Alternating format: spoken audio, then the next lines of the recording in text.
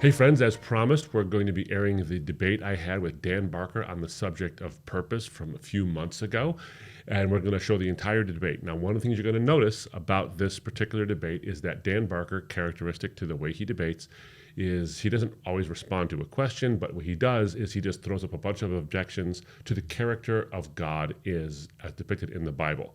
Now, I did respond to some of those, but because of the structure of the debate and the time constraints, as requested by the moderator, I wasn't able to always respond to every single one of the objections Dan raised. Well, take heart, because after this episode airs and you can have a chance to watch the whole debate, we're going to air another episode where Derek and I analyze the debate and specifically respond to some of the objections I didn't get a chance to respond to. So look forward to that. I can't wait for you to see that episode as well, but I'm looking forward to your comments on this particular debate that you're going to see right now. Dan Barker, a former evangelical minister turned outspoken atheist and co-president of the Freedom from Religion Foundation. After spending nearly 2 decades as a Christian preacher, Barker began questioning his faith and eventually left the ministry to advocate for secularism and the separation of church and state. Today, he's a best-selling author, public speaker, and one of the most recognized voices debating religion and belief around the world, including institutions such as Harvard and Oxford. So we're in for a treat tonight. I'd like everybody to give a warm welcome to Dan Barker for his opening statements. 10 minutes. Thank you, Samuel. You know, Samuel means named of God or named by God. Did you know that? No. So you're a special person, yeah. Thank you. And Daniel is a biblical name. It means God is my judge. So what does that say about doing a debate with God? But it could mean, I think, I am God's judge. So this is how I like to see it. So our debate today is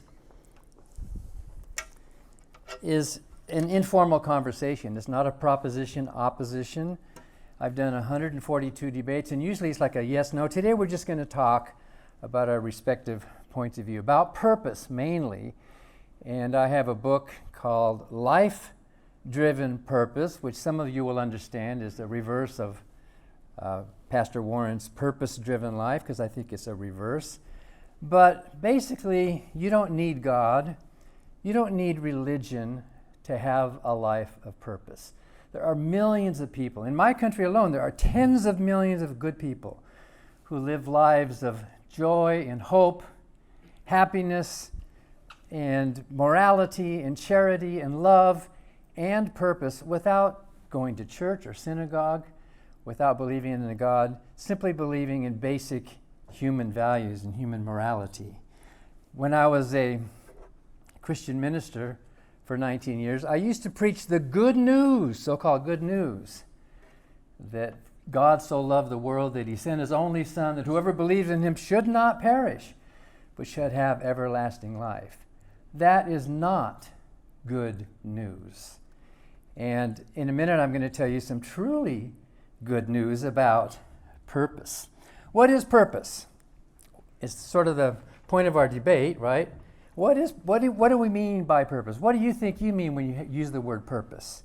Purpose, I think, is problem solving. We meet challenges in life, and we have goals, we have ends, we have tasks we want to accomplish, and the effort of accomplishing that task, or at least trying to, is what gives us purpose. Purpose is goal-oriented. It has some kind of an end to it. Usually, purpose deals with survival or well-being. You want to avoid predators. You want to avoid natural disasters. You want shelter. You want food. You want to find a mate.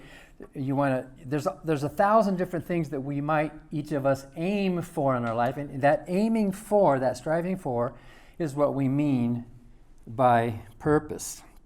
But purpose can be looked at more than one way.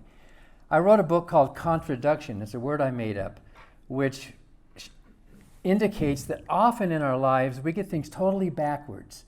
We think from our point of view that we're understanding what's happening, but it's actually a reversal. It's a contradiction of what's reality. Have you ever been sitting in a train that's not moving, and then the train next to you starts to move, and you briefly think you're the one who's moving? Has that ever happened to you? Your brain got it backwards. A 180-degree flip. And contradiction happens in many areas of life. It can happen with relationships. It can happen with cause and effect. It can happen with mirrors. It can happen with a lot of things. Why do we say the sun rises? Does the sun rise? It doesn't, does it? From our point of view, we're looking at it as if the sun is rising, but actually we who are rising. That's 180 degrees flipped from what reality is, and yet we still use that word. I think contradiction also applies to the concept of purpose. Purpose can be seen one way or another. Purpose can be seen as top-down, a purpose-driven life, or it can be seen as bottom-up, life-driven purpose. And many of us, especially since the origin of cities and kings and dictators and emperors and that, we think purpose as a top-down kind of thing, when actually it's the reverse. It is bottom-up. For example, a hammer. A hammer is what? A piece of wood, a handle with some metal on it. What's the hammer for? What is its purpose in life? Well, the hammer doesn't have any purpose, does it? If you didn't know what a hammer was, you could pick it up and go, what is this? Oh, maybe it's a weapon, or maybe it's a juggling toy, or it's supposed to have a force to it. It can be used for a lot of different things. I actually once saw a driver of a trash truck stop outside our building, and the driver got out of the truck and took a hammer and laid it down in the street in front of the truck. And I'm going, what's he doing? He rolled out the trash bins, and he used that hammer as a chuck to stop the wheels from rolling down the hill.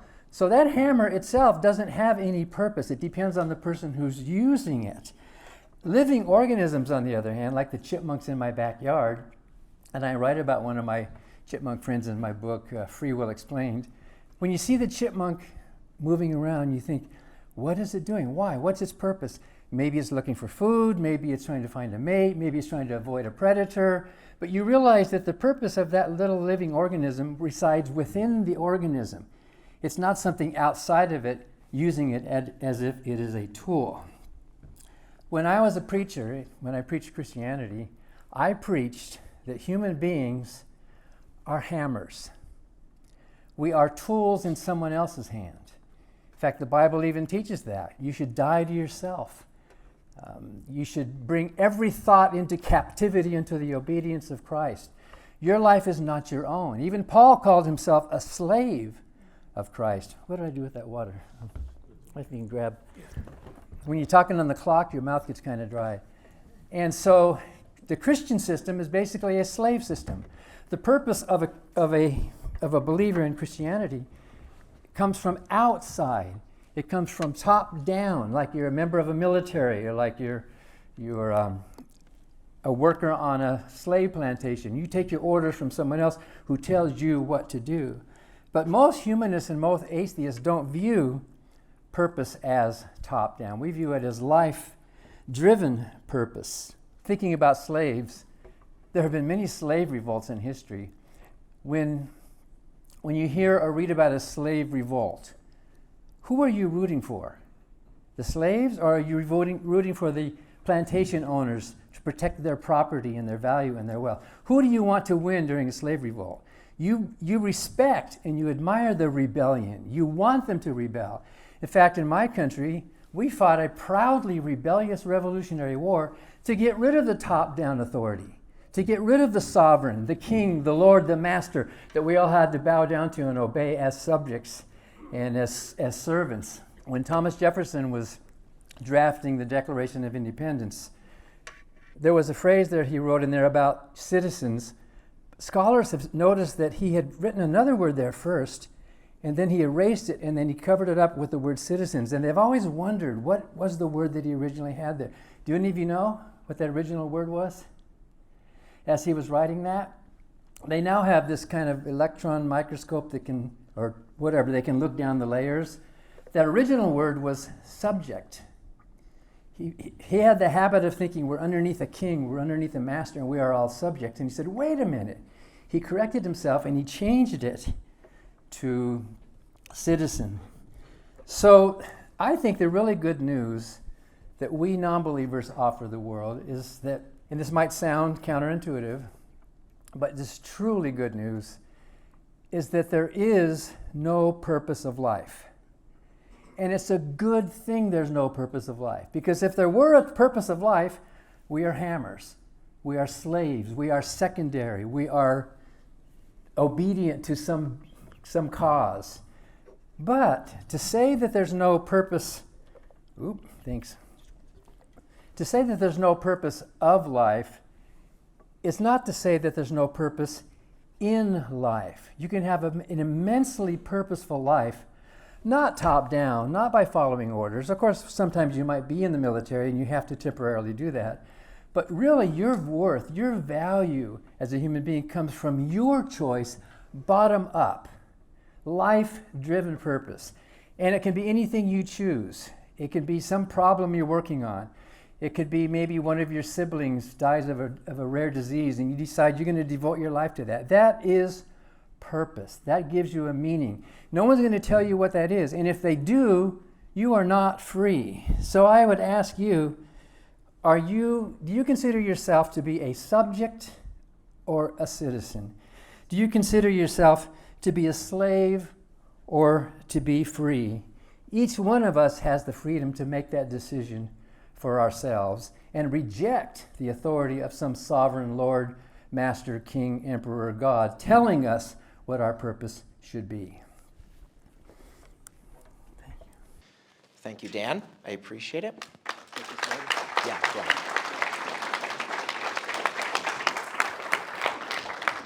You know, when you get up on stage, I have a habit of this. It's actually very hard not to run over time. Dan, you didn't. You were right on it, so thank you. I appreciate that. Our next speaker, we're going to introduce Abdu Murray, president and founder of Embrace the Truth. He's a best-selling author, international speaker, and former attorney who has become one of the leading Christian voices engaging questions of faith, culture, and meaning. Raised in a Muslim family, he spent years studying Islam, Christianity, philosophy, and history before becoming convinced of the Christian faith. Drawing on his background in law and rigorous argumentation, he now speaks around the world at universities, conferences, debates, and some of the toughest questions about belief and morality. I'd like you to give a warm round of welcome to Abdu Murray for his 10 minutes.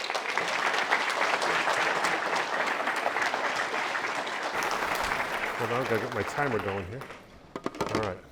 Do I need that? Or is this not a microphone? No, take this. Oh, okay. All right.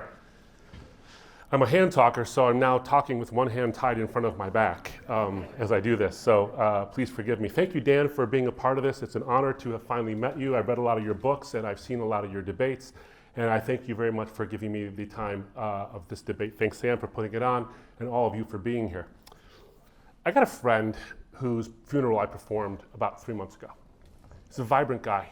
He was active. He owned businesses that were extremely successful, and he had this insatiable need to help people. But over the course of some years, Alzheimer's began to take root, and it began to rob him of his faculties one by one until he could no longer operate those businesses, and he could no longer help anybody. And in his moments of frustration, during his lucid moments, even though he was a man of deep faith, he wondered, does my current life on this side of heaven actually have purpose if I can't do anything? He wrestled with that. I think that longing is universal, regardless of your worldview. It's presumably what brought you here today. There is that longing for this understanding of purpose. Now, I would say that the better explanation for that longing will take the idea of purpose seriously. It won't hand wave at what it is, and it won't offer us any illusions about what purpose actually is. That's why I think the best explanation for why we all crave purpose is that we were made purposefully, intentionally, by a God who designed us for a relationship with Him. That's the objective purpose of life. But within that objective purpose of life, there is a freedom, a genuine freedom, not an illusion of freedom, but an actual freedom to express yourself through the talents, passions, and hopes that you have individually in this life. Now, the universe in which we crave purpose cries out for explanation. It just simply does. And I don't think materialism provides you a good explanation, but I do think theism does. Everything around you, the chairs, this building, the air in the room, the stars, the galaxies themselves, and the universe itself, all could have been otherwise. They didn't have to be here. Philosophers call this contingency. Contingent things are things that don't explain themselves. They need an explanation outside of themselves to be explained. But you really can't have an infinite set of things that need external explanations. What you have to end up with at some point where you arrive is something that doesn't need an explanation outside of itself. It is self-explanatory by the very nature of the kind of thing it is. It is a necessary being. That just seems logically so. In order to explain the contingent things, you need a necessary thing. And even the universe itself, the building blocks of the universe itself, those things need an explanation outside of themselves because they could have been otherwise. Now, the thing that explains everything, the necessary thing that explains everything itself can't be physical or bound by space-time because the universe, the entirety of the universe, the physical universe, needs to be explained. And so the essential, I think, grounding and foundation of material reality is itself immaterial.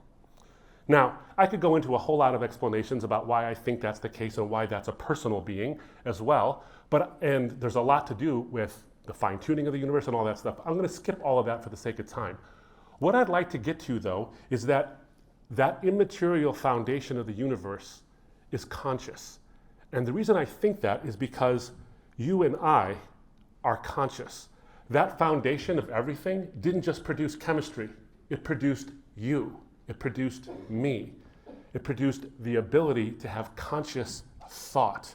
And consciousness is the most remarkable and extraordinary feature of existence. And it's the kind of feature of existence that I don't think materialism can adequately explain. In fact, most materialists would look at it and say, this is the hard problem of consciousness. It's literally called that. So immaterial consciousness that you have, the immaterial consciousness, is best explained by an immaterial conscious cause. So every thought you have right now is about something. Every single thought you have right now is about something, about this room, about your family, about whether you're agreeing with what I'm saying or not. That is what philosophers call aboutness or intentionality. But no mere physical thing has this property. I mean, a rock might be under a tree, but it is only in relation spatially to that tree. It doesn't have aboutness about the tree. It doesn't think about the tree. Rocks aren't about the trees they're next to. A set of neurons firing in your brain is not about Mozart's Requiem, and it's not about your grandma. It's just a physical event. And physical events are described by physical descriptions. And aboutness is neither of those things. Now, this isn't a gap waiting for better science to come along. This is a fundamental category difference. The fact that you have thoughts that aren't exactly the same as your brain states means that your thoughts are different than your brain states. So I'm saying that that fact that you have genuine thoughts about everything that's happening right now, you have genuine thoughts and feelings and judgments, that is a clue to the genuineness of your ability to actually choose and create purpose in this life. Because purpose itself is about aboutness. When you say your work has meaning or my marriage is purposeful, you're saying that those things are about something beyond mere existence. A purely material universe that needs to be explained by something immaterial outside of itself can't provide you with a genuine sense of thinking about things. And it can't provide you with a genuine sense that you can actually generate purpose. Both of those things, your consciousness and the will to be able to generate purpose, require something immaterial. They require mind. Now, if materialism is true, if that's all there is, then all that exists and all that happens is just matter in motion. And you don't genuinely think about things or come to conclusions. You believe the things you believe and you do the things you do because of cause and effect. Just those forces there, that's it. And it's driven by blind evolutionary forces. And you have no way to know, by the way, even if that's true.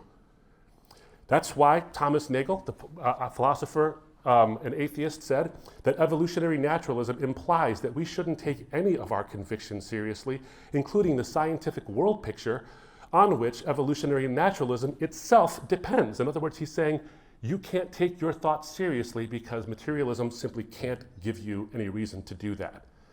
You know, there was a quote from a movie called Things to Do in Denver When You're Dead that I think about when it comes to this idea of purpose in a material world. There was a man who was dying in the movie, and he said, humanity is just a mustard burp, momentarily tangy and then gone with the wind. Gross but funny.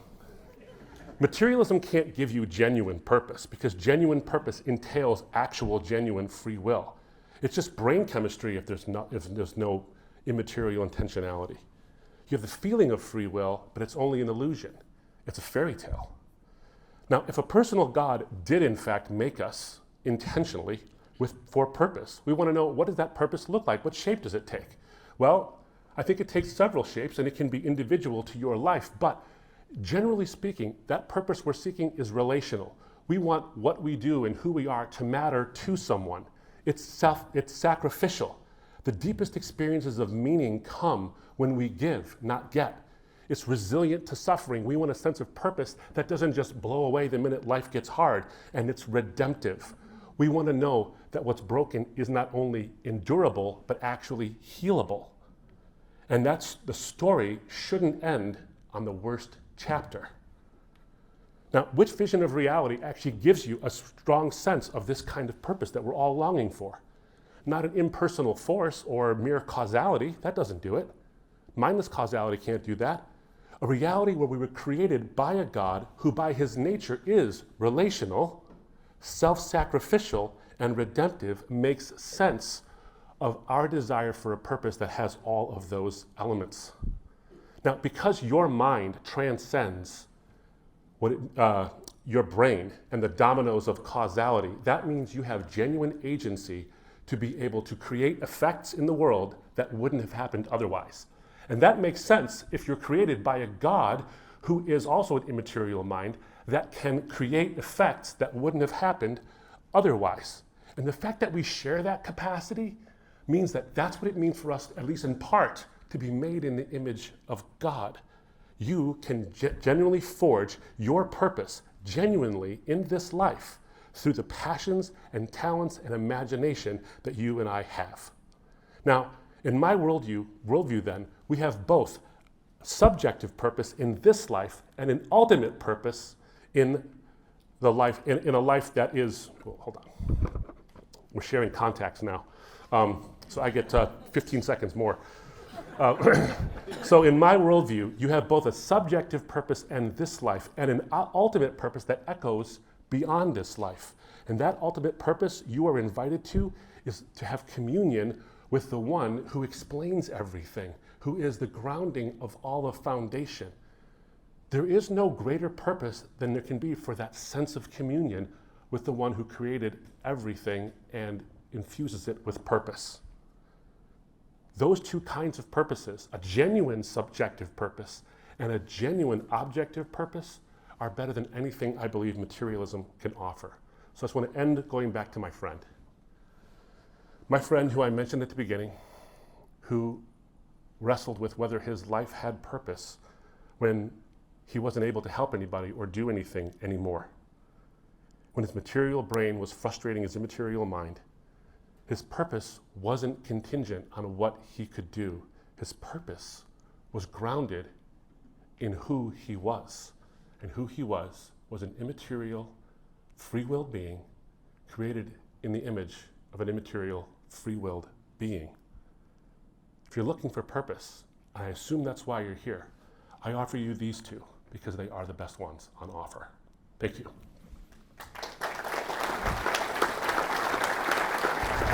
What's the word? Thank you, Abdu. Stayed on time, and we're on time for the rest of the night. So the approach that we're going to take going forward for our panel conversation is I'm going to bring this down so that we can have everybody see over here, all right?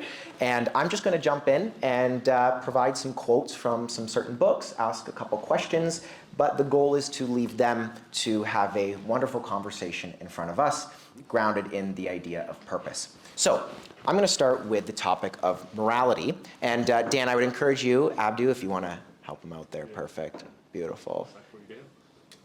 There we go. Perfect. All right. We're going to start with morality. Now, this conversation has been broken down into a couple different buckets, which are some of the usual arguments you might hear on both sides. The first one is morality. And so I want to start with Dan. Dan, I'm going to quote you here in your book, Life-Driven Purpose, because I had the privilege of reading it. You say this when reacting to Rick Warren's book, A Purpose-Driven Life. Quote, "When it comes to purpose, it is about you and no one else. Morality is how you treat your neighbor, and truth is how well your statements match reality.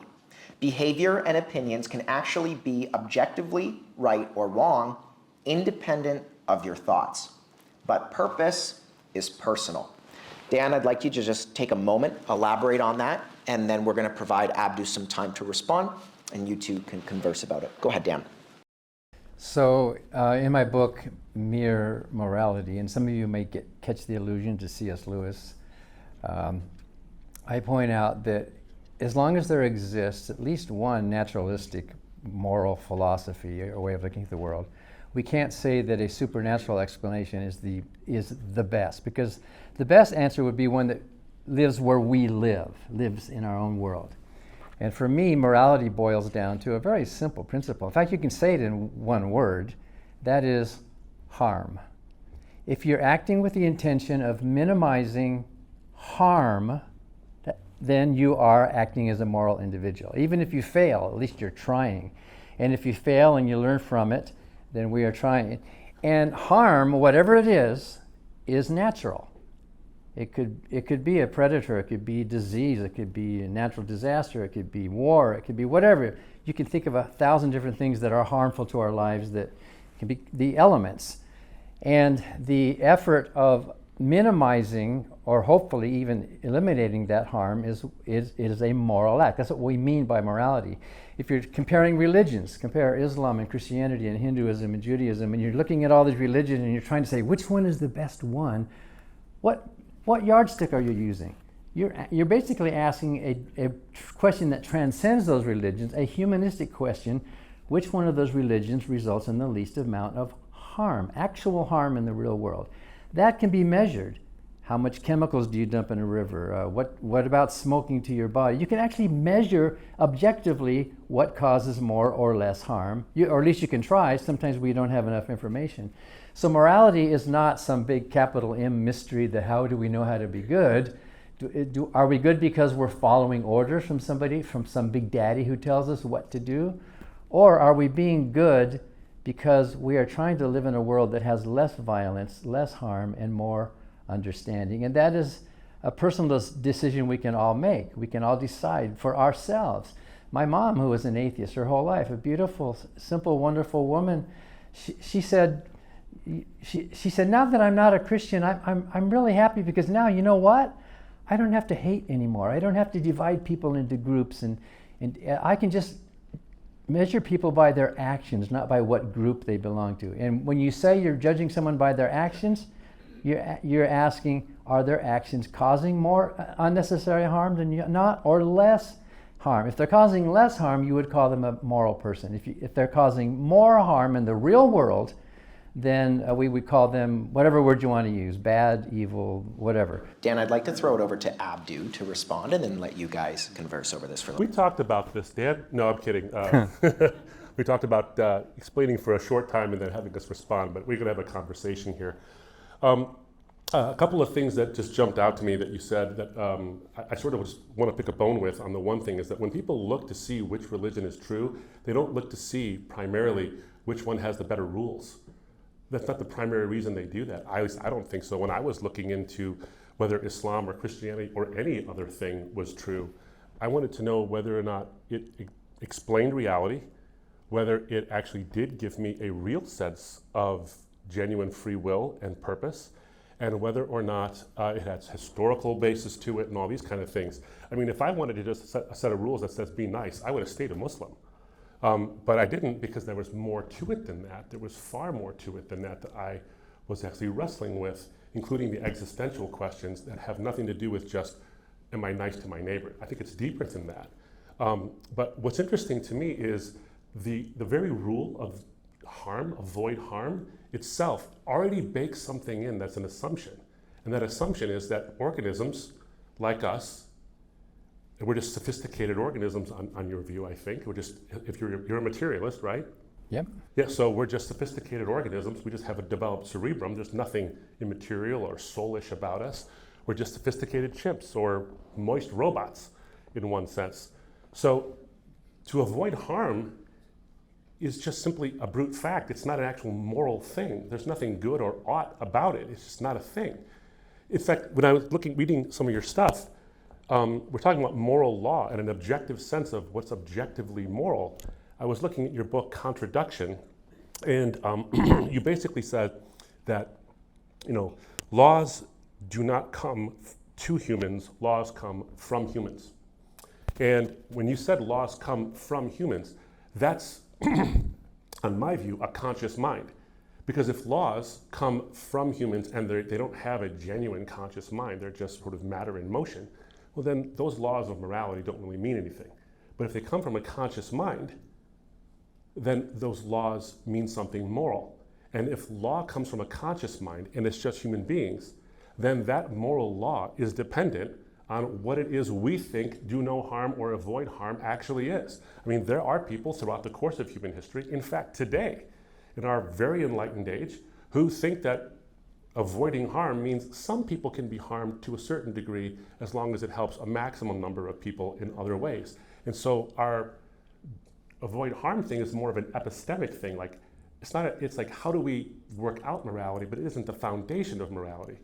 But your quote suggests that laws and moral principles, you said principles come first, then law. Well, these principles don't just exist in a vacuum. They have to have some kind of grounding in them. And if they come from conscious minds, and those conscious minds are humans, well, by definition, they're subjective, and they're subject to human opinion.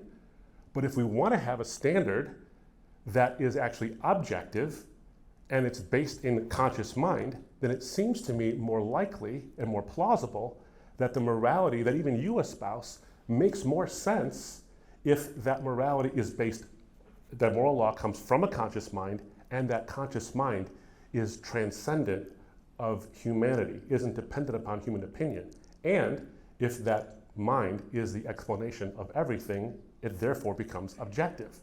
So to me, I know that you believe in objective morality, I just don't see how you can believe in objective morality. So I did not say that we were comparing to see which religion is most true. I said which religion is the best. When we're judging a religion, we judge by their actions. So maybe Christianity is true, maybe Islam is true, but if you're looking at the actions, the actual results of that, and the morality you just described from the so-called conscious mind of your creator cannot be the God of the Bible then, because that God caused a lot of harm, the genocides and the pyromania, and he even took credit for raping women. I mean, there's all sorts of actual physical harm being caused, either commanded or committed or condoned by the God that you believe in.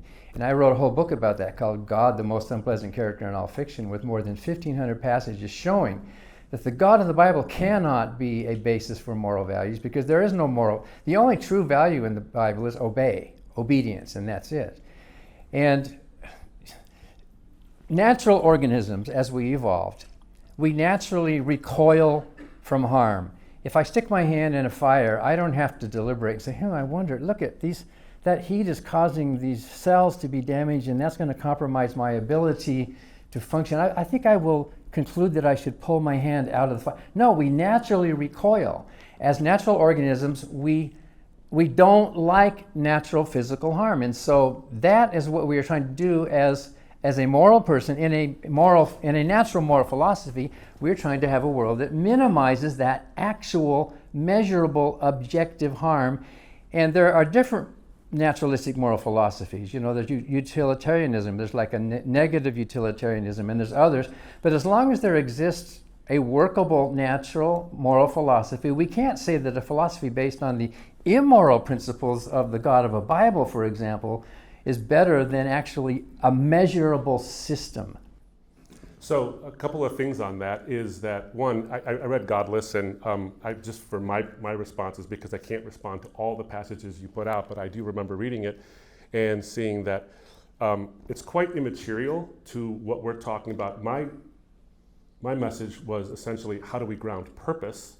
And I think in an intentionality of human beings, which an immaterial soul or an immaterial consciousness makes better sense because of an immaterial creator. So that's sort of an aside, but nevertheless, that doesn't have anything to do with my point, but I have seen, and I will just say this for the sake of response on this without getting into the weeds on it, is having read those things and that book, I saw quite a bit of ripping things out of their context, both culturally, textually, and historically, to make it say something that it doesn't actually say, or make it seem in the worst possible Can you give an light. example? Oh, absolutely. I can give you a bunch of examples. Let's just avoid getting too specific if we can. Let's try and keep it towards purpose. Abdu, I'm going to give you about a minute here, and then I'm going to quote you on your point. Yeah, Well, I asked that question because you throw that out, that it's out of context, but I was very careful to consider the context and the language and the intended readers in each one of those passages. And I even in the introduction pointed out context is important, and here's why these verses mean what they mean. So I did my homework. Yeah, well, it seems to me that you can still get it wrong when you do your homework. I mean, I got a couple of examples I can think of, but to respect what Sam is saying, maybe we won't go into some details, but as an example, when you say the whole thing about Elisha and the bears, for example, and that Elisha was being threatened by young boys, or he was not even being threatened, he was being made fun of by young boys, and then God brought up these bears, these she-bears, to kill the young boys because they dared to make fun of Elisha and called him bald. The reality is that phrase can be translated quite easily into young men. And in the context of the passage, they're on a road in the wilderness. And young boys simply didn't go out on the road in the wilderness because back then, being out in the woods was not very safe like it is today.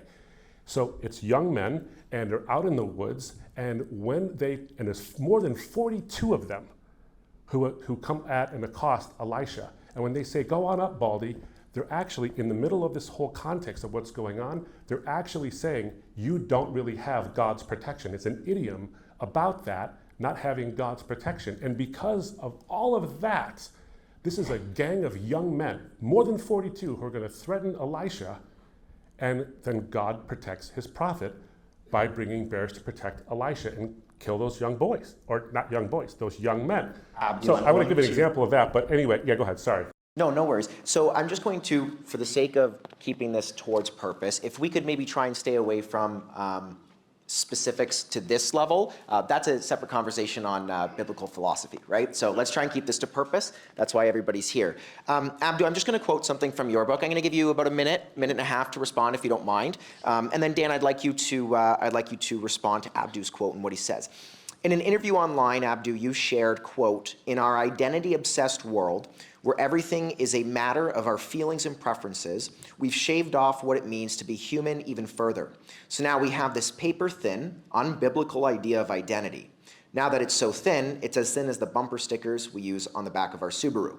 Our identities can be changed at will, and if you remove the idea of truth not being objective and it being unknowledgeable, then what it means to be human collapses as well." About a minute and a half, and then Dan, I'd like you to respond. Oh, sure. So what I was really trying to get at there was that over the course of some years now, we've started to define ourselves solely by our opinions and our circumstances. And so as we've done that, as we've, I think, under-spiritualized and over-psychologized ourselves, we've entered into a world that's post-truth. And this is not a super controversy. I mean, post-truth was the word of the year in 2016.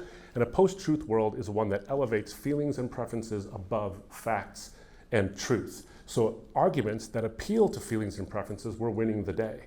But the problem is that you're not denying that truth exists. You're just simply saying, if truth happens to be on my side, great. If it doesn't, I don't care, because my feelings and my preferences matter more. So what's ended up happening now is that we started to equate our value with our opinions and our preferences.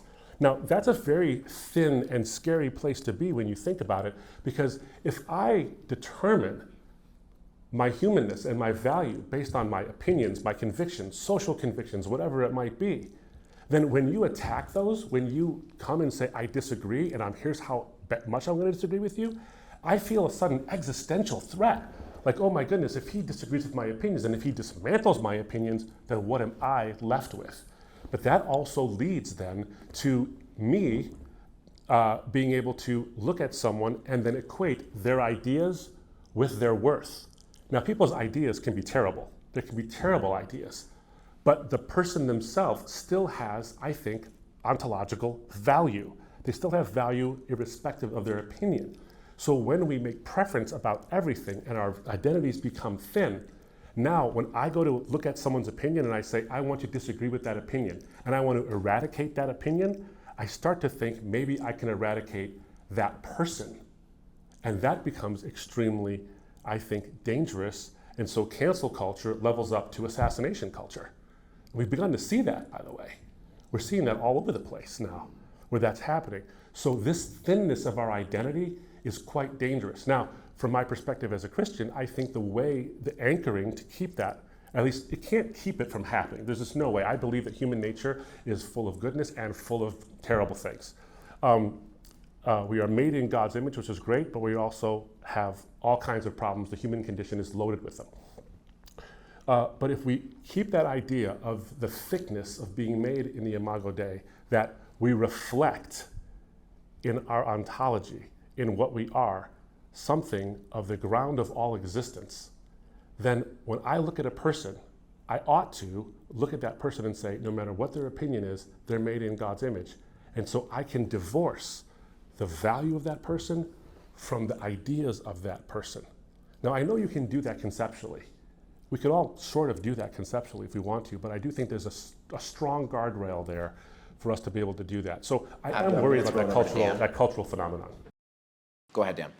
Well, so if you're right about Imago Dei, then that day cannot be the biblical God because of the values expressed by that being.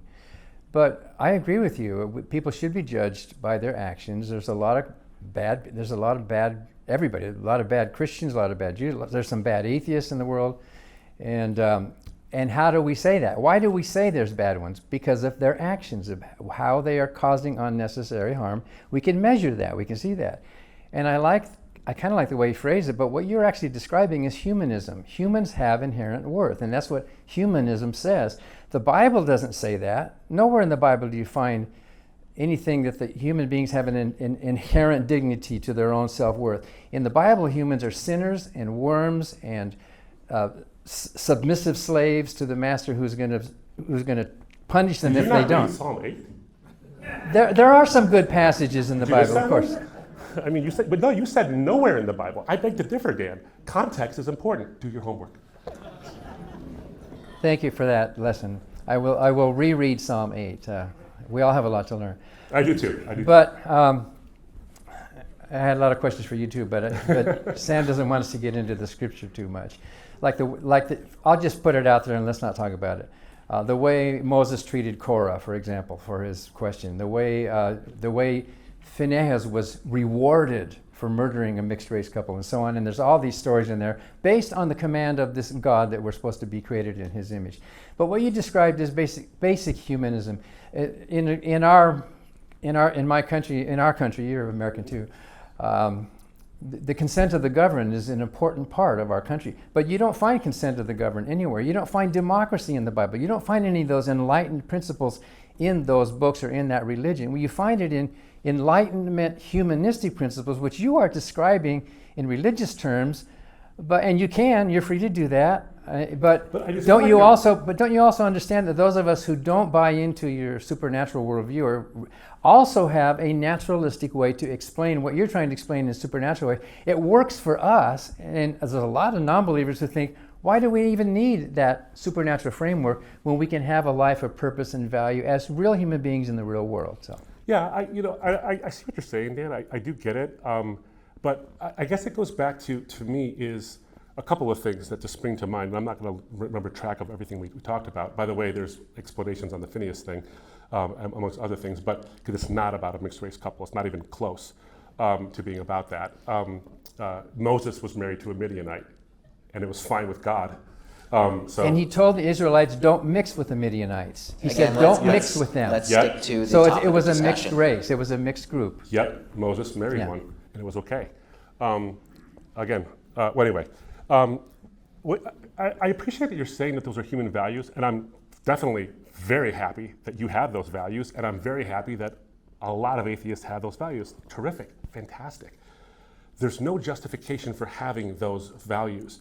You said that they're humanistic values. They're not humanistic values. What they are is they're borrowed values.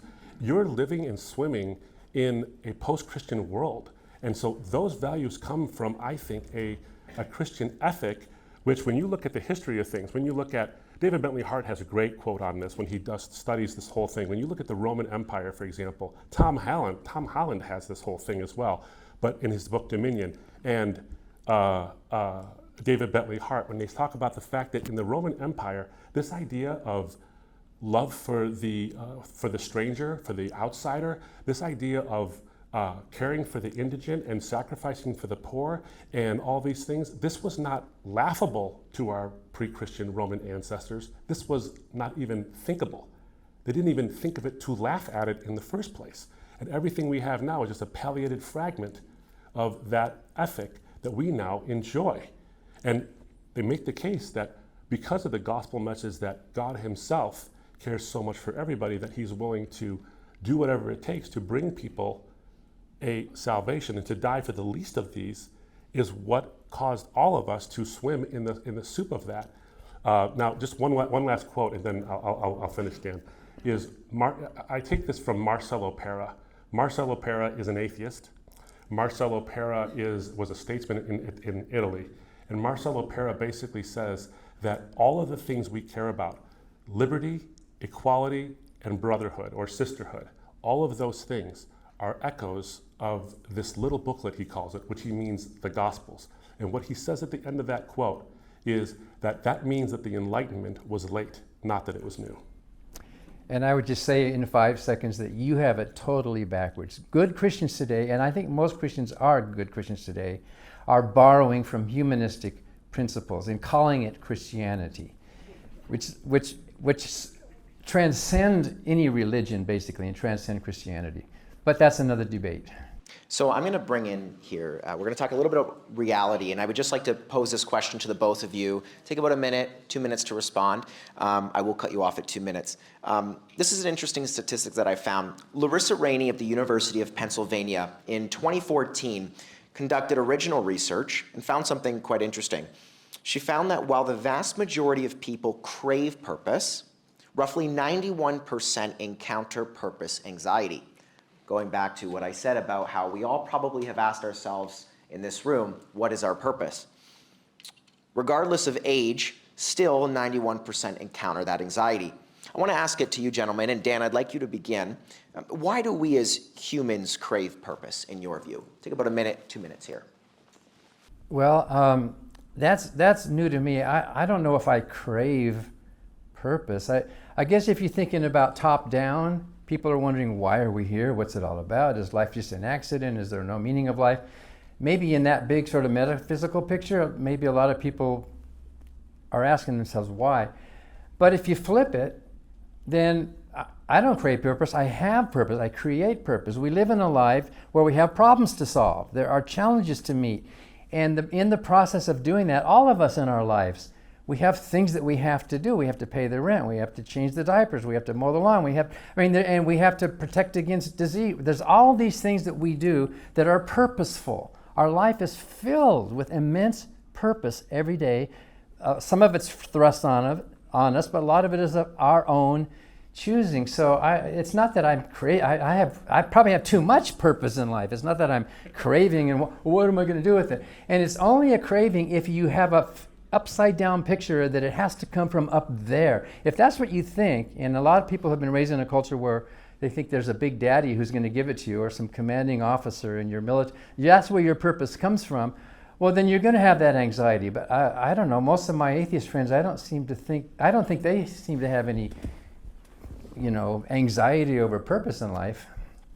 Thanks, Dan. Go ahead, Abdu. Yeah, well, the statistic itself is startling because it's not most people. It's 91% of people. So maybe the 8% who don't have anxiety are atheists, I don't know. But 91% of humanity has an anxiety about trying to find that sense of purpose in their life. And I think that is a clue to the fact that we long for purpose in and of ourselves. What I mean is we long for purpose in an objective, sort of ultimate sense. That's where the anxiety comes from. Now, I think that there's a clue here because For every legitimate purpose, for every legitimate desire, there's a legitimate fulfillment.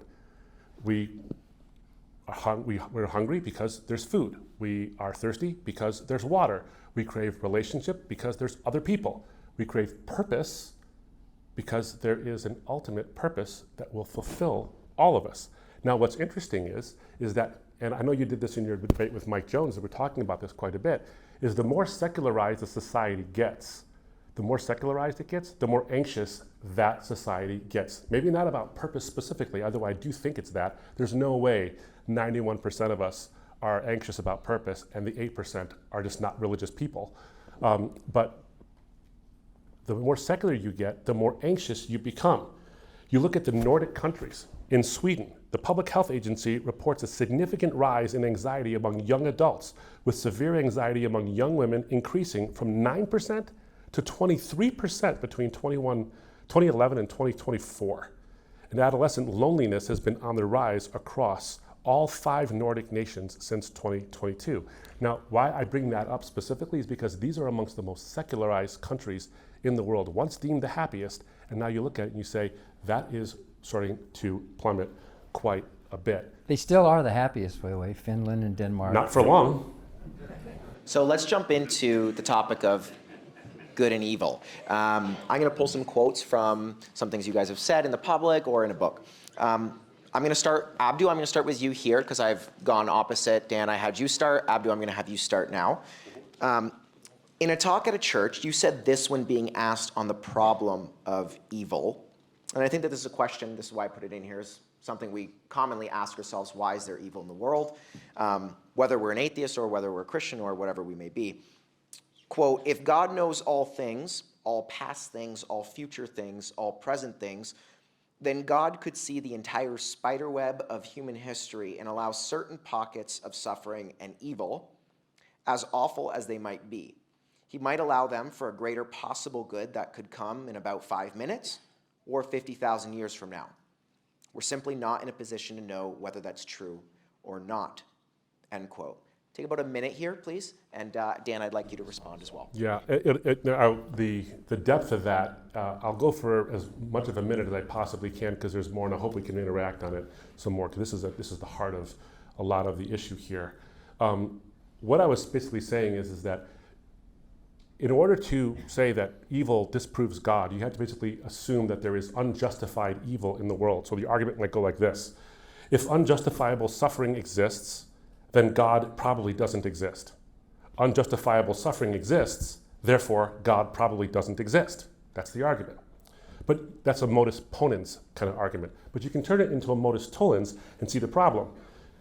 Premise 1, if unjustifiable suffering exists, God probably doesn't exist. God exists, therefore unjustifiable suffering doesn't exist. That is a logically valid argument. So now the question is, which premise are you arguing about? If it's premise 2, in the atheistic framework, it's unjustifiable suffering exists. You have to prove that. You can't just say that, you have to prove that. And in mine, it's God exists. Can't just say that, gotta prove that. I would very much rather be in my position on that one because the burden of proof to say that if a God exists, an omnipotent, all-powerful God can't possibly exist in the world with unjustified suffering.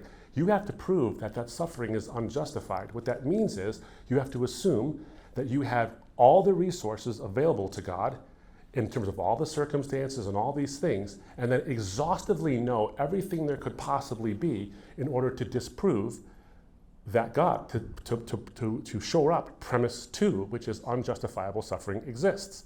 And you simply can't do that. The burden of proof on that is astronomically high. I would much rather I think it's much harder, I should say, to try to prove that you're God than that God doesn't exist. So I was talking about the idea of unjustifiable suffering. But if I could, as we interact on this, I'd like to just come back on a couple of things. I really do think that there is something that's a little more less than just a philosophical argument on that. Okay, thank you. Dan, I'm going to give you a couple minutes here, so feel free and I'll jump in when we want to converse on it. So one of the problems with your syllogism there is that it's not falsifiable. There's no way to test. There's no way to actually know whether the suffering is unjustifiable in the big picture.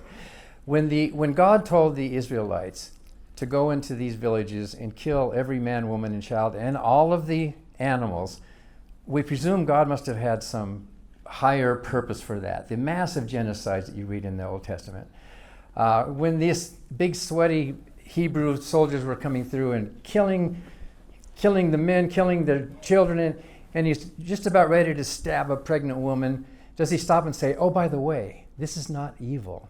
This is actually a good thing I'm doing to you, because in the big picture, years from now, there will be some good come from this. What is that person supposed to think? That's actual physical, irreparable harm, not explained to that person.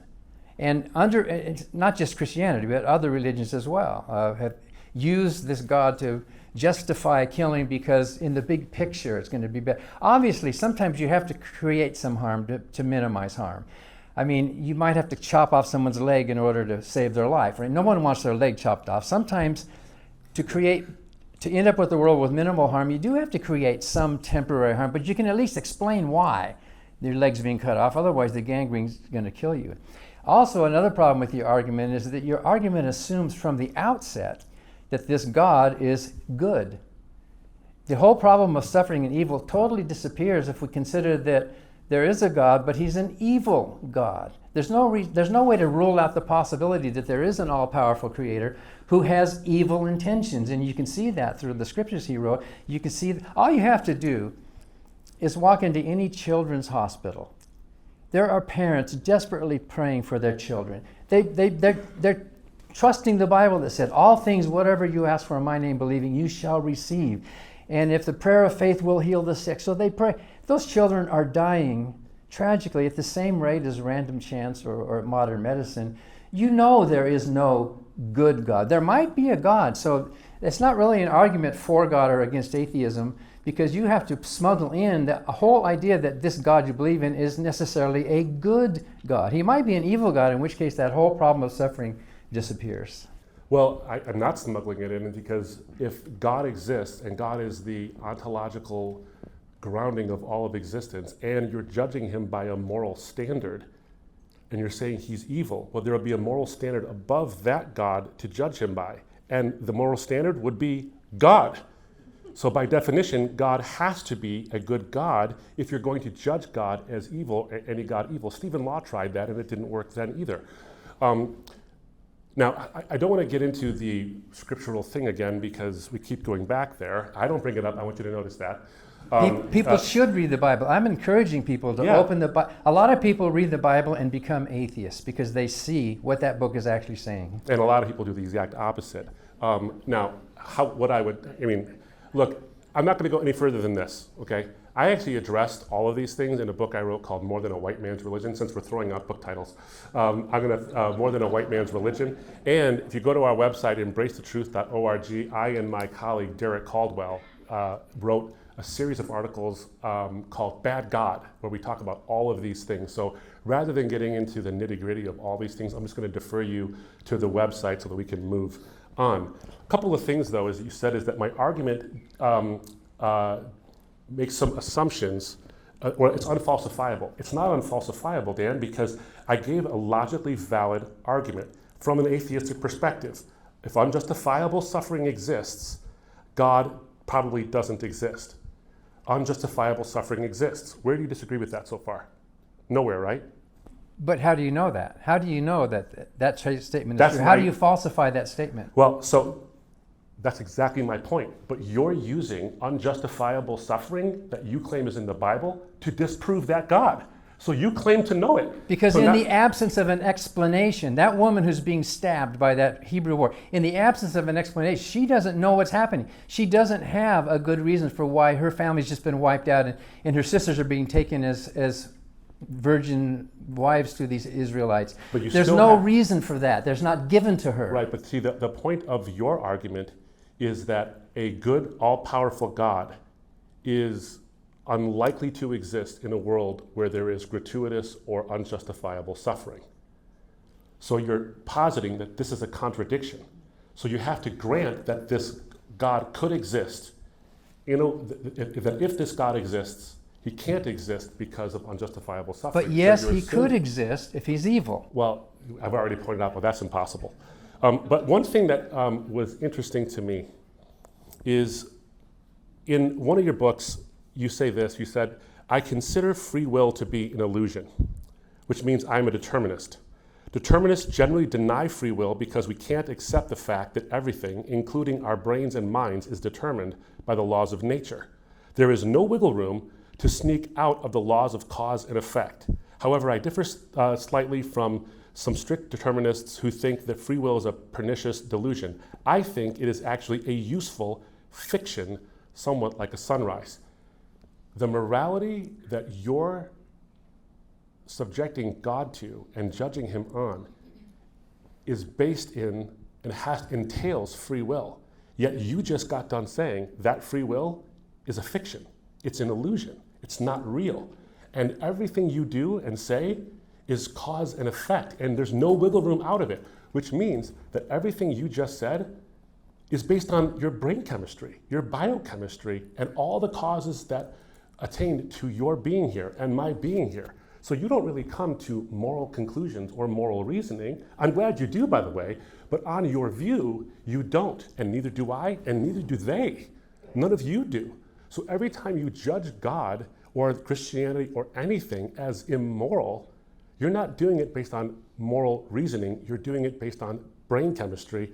So I can't see how it is you justify making moral claims at all, other than just saying it's instinctual. I'm a human, humans shouldn't suffer because I'm a human. Ants think the same thing. Jump in really quick. Thanks, Abdu. Dan, I just want to throw in a quote you said in an essay from 2023 and give you the chance to kind of elaborate a little bit on From this. when? In 2023, written on Letters to a Free Country. This is what you say in quote. If evil is acting with the intention of inflicting great harm, how can the destructive actions of an irate deity, meaning God, not be considered as evil as those of a malicious human being? End quote. Just want to give you some opportunity, a minute, 2 minutes here to respond to that. Well, I mean, we could talk about this forever, but I think we kind of touched on that, basically. If you read the Bible, read it for what it says. And again, I'll just come back to the simple principle. It's not hard at all. Morality is not some big capital M mystery like it's up in the... It's harm. That sword going into that pregnant Midianite woman, it was harmful. It caused harm, it killed, and it took away a life. At that level that we live our lives, we can all measure what harm, we all know what harm is, and we try to avoid it, unless you're mentally unhealthy. I mean, there are some people, some people say, well, Hitler thought what he was doing was right? So isn't that relative? Yes, there are some sick people in the world, but the rest of us know that what Hitler did was causing harm, causing unnecessary harm, and most of us are caring enough to denounce people like Hitler and other people, denounce people like Yahweh and other monsters out there who are using harm in order to establish their authority and to squash dissent and to steal land from some rightful people who are not even threatening the Israelites. Jericho was just a peaceful city. They were not threatening, and yet they were all massacred. Why? So that God's special people could have a place to live. That is reprehensible. That is immorally inexcusable. That is genocide. That is colonialism based by God's people.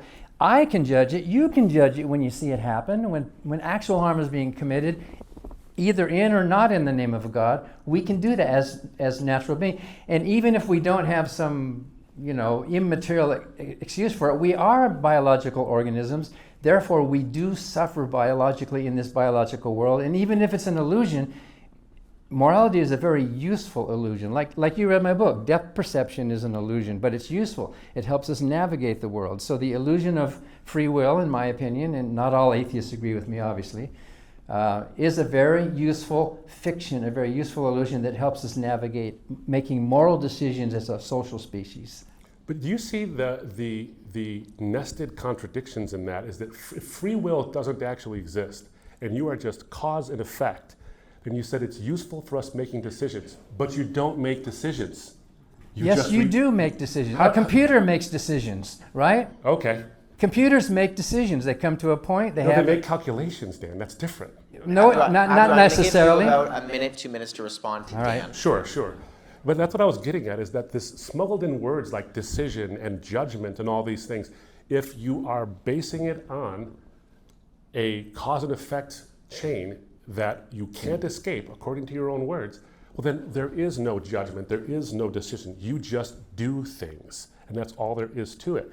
Now, I appreciate, yes, there are things that are obviously harmful, and this isn't a question about whether or not we can notice if things are harmful. On a Christian worldview, it wouldn't surprise me if an atheist could picture harm and could see harm and not want to inflict it or try to avoid it. Of course it would. The Apostle Paul says that the law is written on the fleshy tablets of our hearts, so people who don't have a law are a law unto themselves in this way. It doesn't surprise me. We're made in God's image. Of course we would see that. That wouldn't surprise me. But here's the thing. When there is gratuitous suffering that's out there, and I don't think there is gratuitous suffering, but on an atheistic framework, there would be gratuitous suffering. And what are you going to say? Tough? Oh well? Get over it? Or is there something more to it than that? Now, I want to get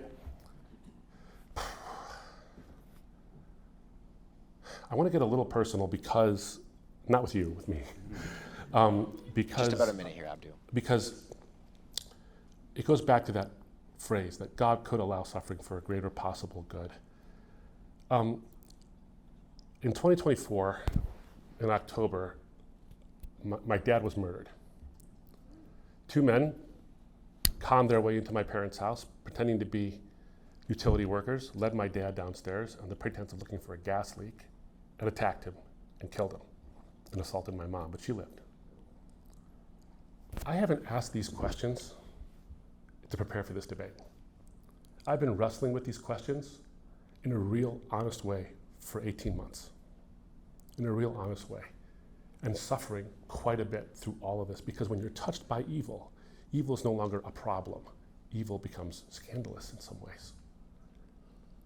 And so what has anchored me and moored me to see that suffering doesn't have to be gratuitous is that I can trust that my suffering, as unjust as it is and as awful as it actually is, from personal experience, I can say and I can trust that there can be some greater good that can come from this suffering in some way, because God himself in the scriptures tells us, and I think history shows, that God did use suffering for the greatest possible good, which is the salvation of the entire world. Right. So I trust what God can do with my suffering because of what God did do with his own. I just want to say I'm so sorry about your father. Thank you, Dan. That is so horrible, and I just feel so bad about something like that happening. It seems kind of random and purposeless. But, my life has also had suffering in it, and unexplainable, almost like, why in the world? And I'm talking about something that happened with my brother. So yeah, we live in a world that has a lot of sharp edges in it, and also we live in a society that has some people that are not kind, who are not good, and who knows if those attackers were believers or not. It doesn't matter. It's their actions that we judge them by. So I'm going to get into purpose and agency here, Abdu, if that's okay.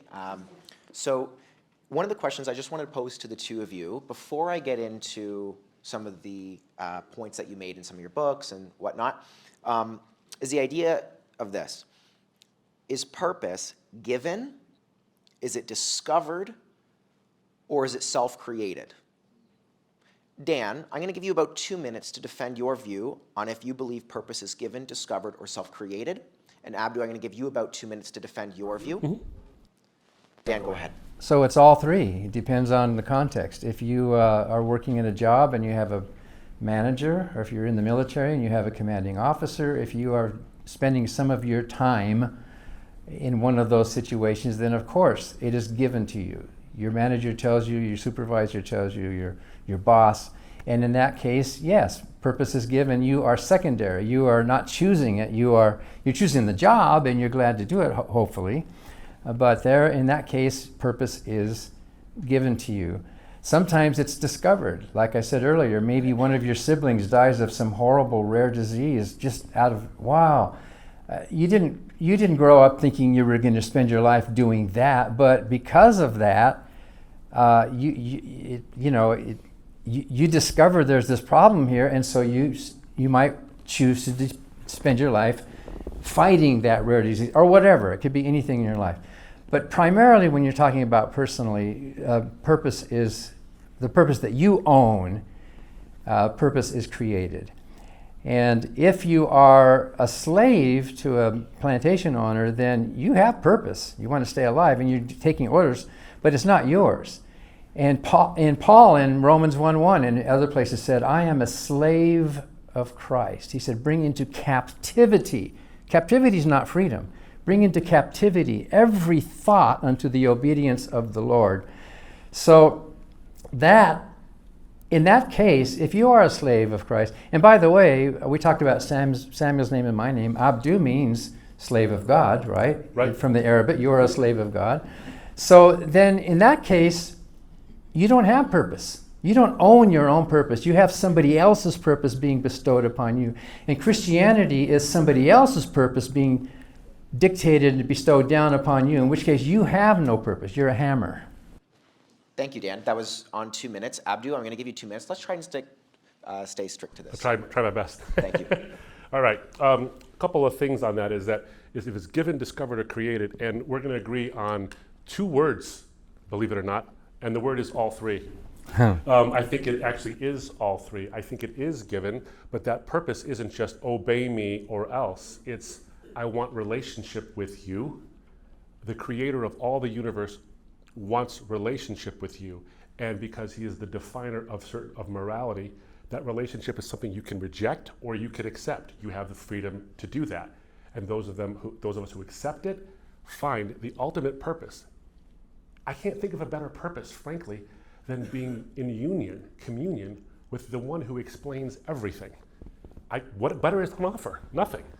Especially considering that you can have both an object of ultimate purpose, and you're not a slave in the sense that you're mindlessly slavish on a materialistic worldview, where it's just cause and effect and you don't really make real decisions and free will is an illusion. That's slavery. That's obviously slavery. It's actually worse because you can't really decide. You don't even know you're a slave in that particular instance. But it is discovered as well because in the course of your lives, as I pointed out in my opening, you do have immaterial intentionality. You don't have an illusion of free will, you have actual free will, so you can discover a purpose that's tied to the ultimate purpose. So in my view, you have both ultimate purpose and personal purpose. Why would you want to give up 2 of them and just give yourself one when they can both be fulfilling? Thank you, Abdu. So I'm going to read off some quotes here. And actually, funny enough, you guys led me too soon to this topic of purpose and agency. And then we'll get to fulfillment, and then we'll get to questions. So we're going to spend 10 minutes on this one. Dan, I'm going to quote you in your book here. In your book, you say, quote, if you don't have the freedom to choose to strive for your own goals, then you are not really alive. You've said this before. You are just a hammer. If you think your purpose must come from outside yourself, you are a slave to another mind, which you've alluded to. That is exactly what most religions teach. I'd like you to elaborate on that in the defense of your view for the audience, and then I'm going to do the same thing, Abdu, with you, as I have a quote for you as well. Take about 1 minute or 2 minutes here, Dan. So again, I think we pretty much touched on that. I mean, we could talk around it some more. But basically, that's what most religions do teach. You must die to yourself and lean not on your own understanding. And Paul instructs Christians to become slaves of Christ and to obey what someone else tells them. And in that case, I'm not saying you're not free to do that. If you want to be a slave, you're welcome to be. If you want to submit yourself, if you like working on the plantation under the plantation owners, then that's your freedom. That's your choice to do that. But it's not your purpose then. It's something that you have surrendered. In fact, the New Testament talks about surrendering yourself unto God. So you can do that. Abdu can do that. But there are others of us who don't want to do that. We want to have a revolutionary war. We want to rebel, proudly and happily rebel against King George and against the usurpations and the injustices that were being foisted upon us. So this really is a matter of choice. And we don't have free will. We don't have libertarian free will. That's just completely impossible. That means that you can violate the laws of cause and effect. Your brain evolved with brain cells that are functioning according to just the laws of nature, and you think something spooky is above that can change who you didn't choose who you are, or you didn't choose your mathematical or sports abilities or reason. You were basically handed that because of the evolutionary process of your ancestors.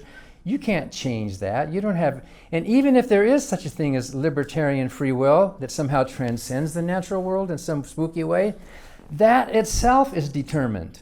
It's not just some random thing. Even libertarian free will is itself deterministic by, if not by some known physical laws, by some other perhaps metaphysical or supernatural laws that's determining what that is. So you can't escape determinism by moving up another level.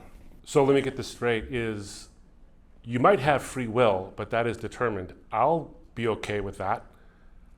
I'm okay having something endow me with the ability to be free. I mean, we talk about the rebellion from King George, the Revolutionary War, and all these things. And it's funny because you quoted Thomas Jefferson, and he's one of the drafters of the Declaration of Independence, where he says that the reason we're actually declaring our independence is because we are been endowed by our Creator with certain inalienable rights. And those inalienable rights are life, liberty, and the pursuit of happiness. And these people are trampling on that, and that isn't right. Now, that phrase, inalienable rights, that has a meaning. A right is inalienable if it can't be taken away. That's what inalienable means. Now, if human beings grant rights to other human beings, then they have the power to take those rights away, which means they're not inalienable anymore. So that's why Thomas Jefferson, who was a deist, wasn't a Christian, I know that, but that's why he said that those rights become inalienable because they find their source in something outside of human authority and human understanding. Now, I want to go back to the quote, because your quote was, if you're not free to choose your purpose, you're basically not really alive. You just got done saying freedom's not really true. So you're not free to choose your own purpose, which means you're not really alive by your own standards. You say it in life-driven purpose, and you say it in contradiction, and you say it in free will, where you call it a beautiful illusion. So you're not really free to choose your own purpose. You just think you are. So you're not really alive. It's an illusion of life. So what that means is that you aren't a hammer. You're a nail. And causality is your hammer. Well, that's true for all of us in the big picture. Determinism pretty much is materialistic and physical, and that's true for all of us. But our brains are complicated enough that we have these illusions. Depth perception, for example. There are a lot of illusions that help us. They're not true, but they help us navigate the world in order to survive. We evolved because of survival instincts. So you can't escape the actual fact that your brain is functioning by physical. There's nothing in your brain that's not natural or not physical. It is functioning. It is the synapses, the electrochemical things that are happening are there. You are not controlling that. That's controlling you. You are a result of physical process controlling you. But it's interesting that as social animals, we have developed what you might call emergent, some people call them emergent properties. And Dan Dennett, in his book, Consciousness Explained, talks about kind of a center of gravity. These are very useful, but when we die, they're gone. When you die, that is all gone, and our functioning stops, our body stops, we are dead, and that's it. Well, there's a lot more that could be said about this. This could be an entire different debate as well, couldn't it? It should be an entire, and we've done the entire debates about this. Maybe we can do round two if everybody wants to come back, but go ahead. Yeah, exactly. Abdu, I'm going to give you about a minute here. Oh, that's great. Sure, yeah. About a minute, and then we're going to get into some fulfillment and consequence here. Sure. Well, a couple of things I'd say on that is, one, the Bible is actually a complex book which has subtlety and nuance written all throughout it. So you are to take captive every thought, that's true, but that sets itself up against the knowledge of Christ. The reason why you do that is because you're taking that which is false and those things that could in fact infect your mind for falsity, and taking those things captive, including various temptations that might deter you away from the fact that you were bought with a price, that you were so infinitely valuable that the infinite one paid an infinite price to spend infinity with you. And anything that drags you from that, you should actually take captive. Now, by the way, notice something. You're the one doing the captive taking.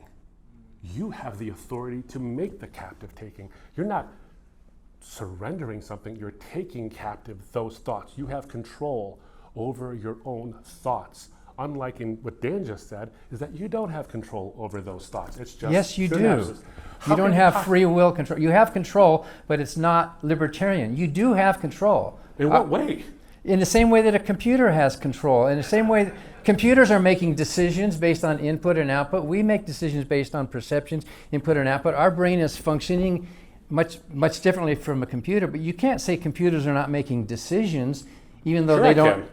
Yeah, no, you can't. They make decisions. They come to a point. They based on the. You can't tell unless you have that input that comes in to which way it's going to go. Which way it's going to go. So it's depending on the environment and the perceptions that computer, and then it's making decisions and branching depending.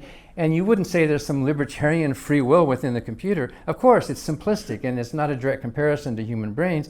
But our brains are also physical machines, and they are making decisions course they based are. on input. Yeah, and I'm not denying it. I don't think anybody denies that the physical world has an influence and a shaping to the way things are. But the reality is that when you actually look at the consciousness studies, and there's plenty of them, when you look at them, we have this aboutness. That's what I was talking about in my opening statement, is that you have thoughts about things. Now, there's a law about identical things. This and this are the same if this and this share all fundamental and identical properties. And if anything about this thing can be different than this thing, then they're not the same. So a brain state, a neuron firing, some kind of electrical chemical action in your brain isn't about anything. It's just chemical reaction. It's just electromagnetism, or not magnetism, sorry, just biochemical. It's just electric currents going through your brain. It's not about anything. So the fact that you have conscious awareness of your own conscience, which isn't a brain state, and that you have aboutness means that there's something that isn't the same as your brain state. It's just not. If it was, then we wouldn't be thinking about a whole lot of things. That can but we all be are. explained in natural terms. Have you read Doug Hofstadter's book, I Am a Strange Loop? When the level of thinking becomes, you're not just perceiving the world, you're not just aware of the world, but you're aware of yourself being aware. There's a feedback loop that happens. And in a brain as complex as ours, this feedback loop gives the illusion of, oh, look, there's something immaterial here, when it's not. It can be explained in purely mechanistic way, and it's beautiful, it's amazing, it's wonderful, but it doesn't require something outside of ourselves to explain what's happening inside of our brains. You can explain it in a purely naturalistic way. Well, I think we can agree to disagree on that one, I suppose, for purposes of time. But All right. I think that there's plenty of reasons to believe that you have an immaterial, actual volition. So I'm going to give you gentlemen an opportunity here to really defend your side of things and not necessarily explore the other. And then we're going to get into closing statements, and then we'll open it up to questions. We'll get the mic out in the front. Abdu, I'm going to start with you, and then Dan, I'm going to flip it over to you. Abdu, in your book, Saving Truth, you say, quote, "The intensity of Jesus' suffering on the cross as our substitute shows the depth of our depravity. The fact that God incarnate in Jesus subjected himself to that suffering in our place demonstrates our sublime value. The cross blends realism and optimism together." End quote. Can you just elaborate on that a little bit? Sure. Just a little bit, if I could. Again, I'm just defending my position on this, is when you look at the human condition, you can have people sell you something, and that something they sell you is what you want to hear. And what you want to hear is how great you are, and how awesome you are, and all these things. But you also don't want to hear how terrible you are, but we do get this sense of being sold something when we're told unrealistic things about ourselves. Jesus is an ultimate realist. He says that out of the heart come evil thoughts, adultery, theft, false testimony, slander, and murder. The history of humanity, even in our enlightened age, is evidence of that. However, the Bible also says in Psalm 8 that God made us a little lower than the heavenly beings and crowned us with glory and honor, and then commanded us to subdue the earth and take dominion over it. That's that free will. That's that purpose. That's something that you are allowed to do that is glorious and wonderful. So you have a sublime value, and you have this human condition. You have both. You really do. And so what the cross is basically saying is that you are so infinitely valuable that I take your actions, God, this is God, I take your actions seriously enough to say, your evil actions and your sin and the things you've done wrong, that echoes into eternity. That has eternal consequences. And that's a compliment to you and me. It means that what you do in this life really matters. And the good things you do have echo into eternity as well. And what you do really matters. In that way, the cross is an ultimate compliment to you and I and gives you and I dignity in that sense. Now, the depth of Christ's suffering means that that's how seriously, that's the cost it took. So how I think of it is this way. Pure economics, how do you know how valuable something is? You know how valuable something is by what you're willing to pay for it. Now, you can have a subjective value or you can have an objective value. And I think on the Christian faith, the objective value of humanity is that you are so infinitely valuable that the infinite God is willing to pay an infinite price for you and for me to pay for our sins. Now, on a legal sense, there's all kinds of reasons why that's perfectly justifiable. When you look at the way in which we look at the legal system with guarantors, for example, it's not unjust if I want a loan from someone and I go to the bank to get a loan, but I have a bad credit history. They're like, no, I'm not giving you this loan. But then someone comes along who's a billionaire, who has no debts of his own to pay, nothing. And he signs on the dotted line and says, I'll be the guarantor of this loan. If he defaults, you can come after me. That's what the Son does to the Father. The Son says that if he defaults on his loan, you can come after me, and I have infinite resources to be able to pay for that debt. There's nothing unjust about it, but what it is an expression of your value. Dan, I'm going to give you about a minute to respond, a strict minute, and then I'm going to read off a quote from your book as well. Oh, I was thinking we were going to treat these as our final statements here. I'm not feeling the Holy Spirit, but I am feeling the bladder right now. I don't know if we can move this along. Here, Dan. I'm going to quote your book, Life Driven Purpose. I'll give you just a few minutes here, and then you can do your thing as Abdu gives his closing statements. How's that? And we'll let Abdu go first. Okay, Dan. So, in Life Driven Purpose, the book that you wrote, you make it clear that, quote, solving problems is humanity's purpose, end quote. I think it would be really good for you to elaborate on that for our audience here tonight. What do you mean when you say that? Go for it. Well, like I said in my opening statement, my definition of purpose is solving problems. As long as there are problems to solve, and there are many in this world, we all can admit that, in our personal lives, and in our social lives, in our national lives, as long as there are problems to solve, we have purpose in our lives.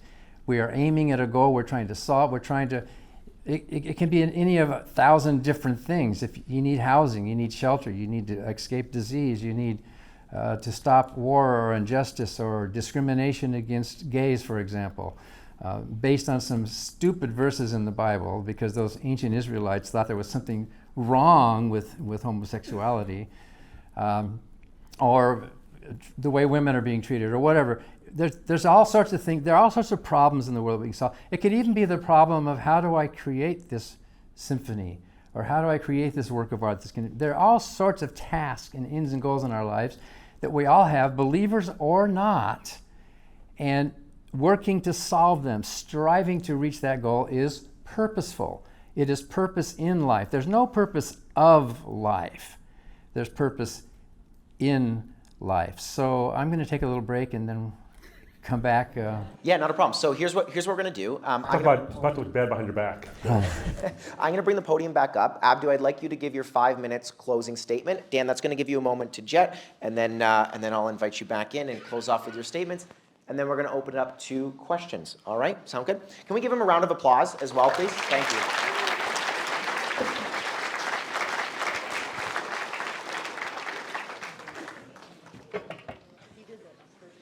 Click it when you're ready. Feels a little unfair for me to give my closing statement with Dan not in the room, but hey, he left. Of his own free will, by the way.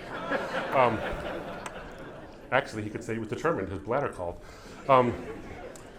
Look, the reality is I don't need to refute Dan's thesis, I just need to restate it. Dan says, if you don't have the freedom to choose to strive for your own goals, then you are not really alive. In other words, choosing is the most meaningful part of being alive. But free will is an illusion. So there isn't purpose of life, and there's no purpose in life either. On a materialistic view, this whole debate is the epitome of irony, because everyone is here because blind, mindless forces dictated that you would be here to search for purpose. What a bizarre thing to think. Those who are convinced or unconvinced by anything that Dan or I said, you didn't do that because you actually thought about it and came to some concerned judgments and weighed the evidence and all these kind of things. You did it because of brain chemistry. That's it. You are the nail, and cause and effect is the hammer. So on Dan's view, we're not hammers, we're nails, and causation is that hammer, and biochemistry is that hammer, which I hate to say it when he's out of the room, but I sort of think that he should change his book title from Life-Driven Purpose to Biochemistry-Driven Purpose. At best, materialism can offer you a mustard burp. You're momentarily tangy and then gone with the wind.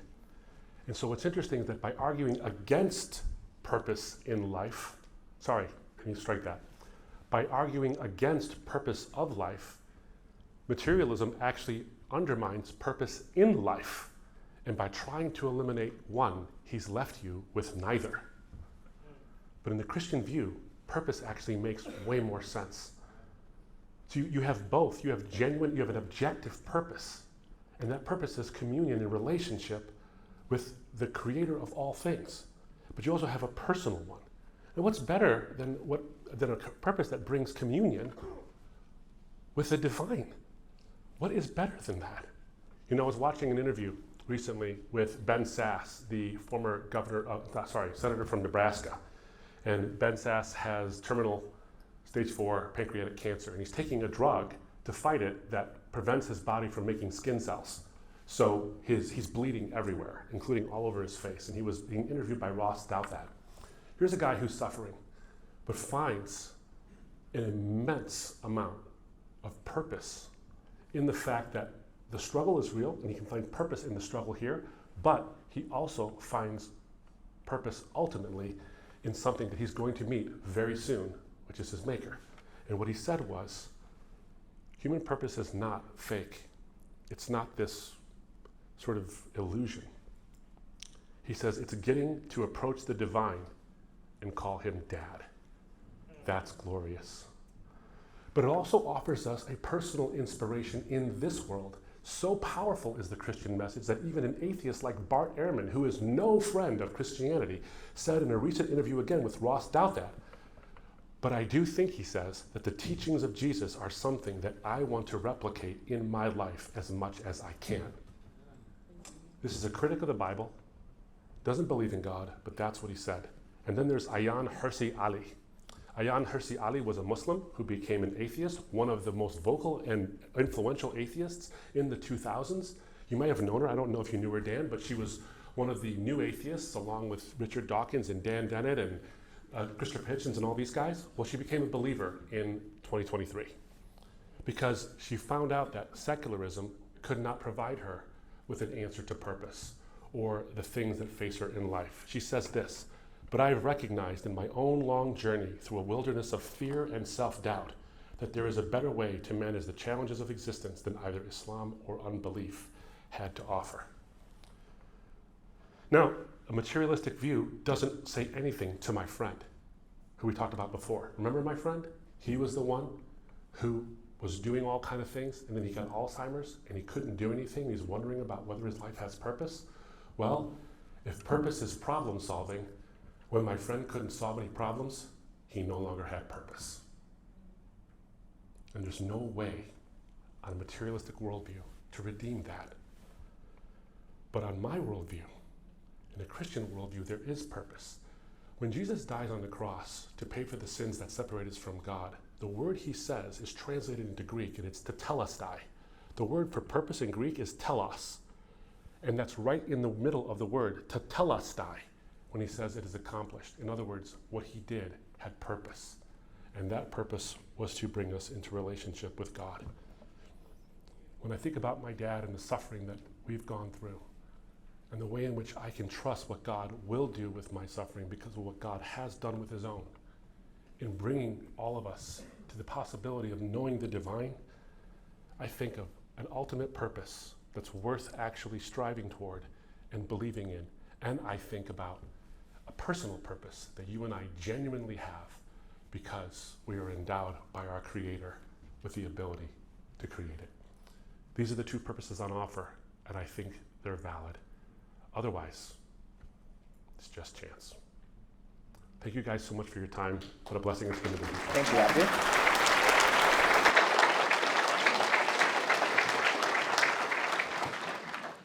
Dan, I'll invite you up to the stand here if you'd like to stand. I'm going to have the timer here. You'll have 6 minutes, and feel free to tap start whenever you're ready. Thank you.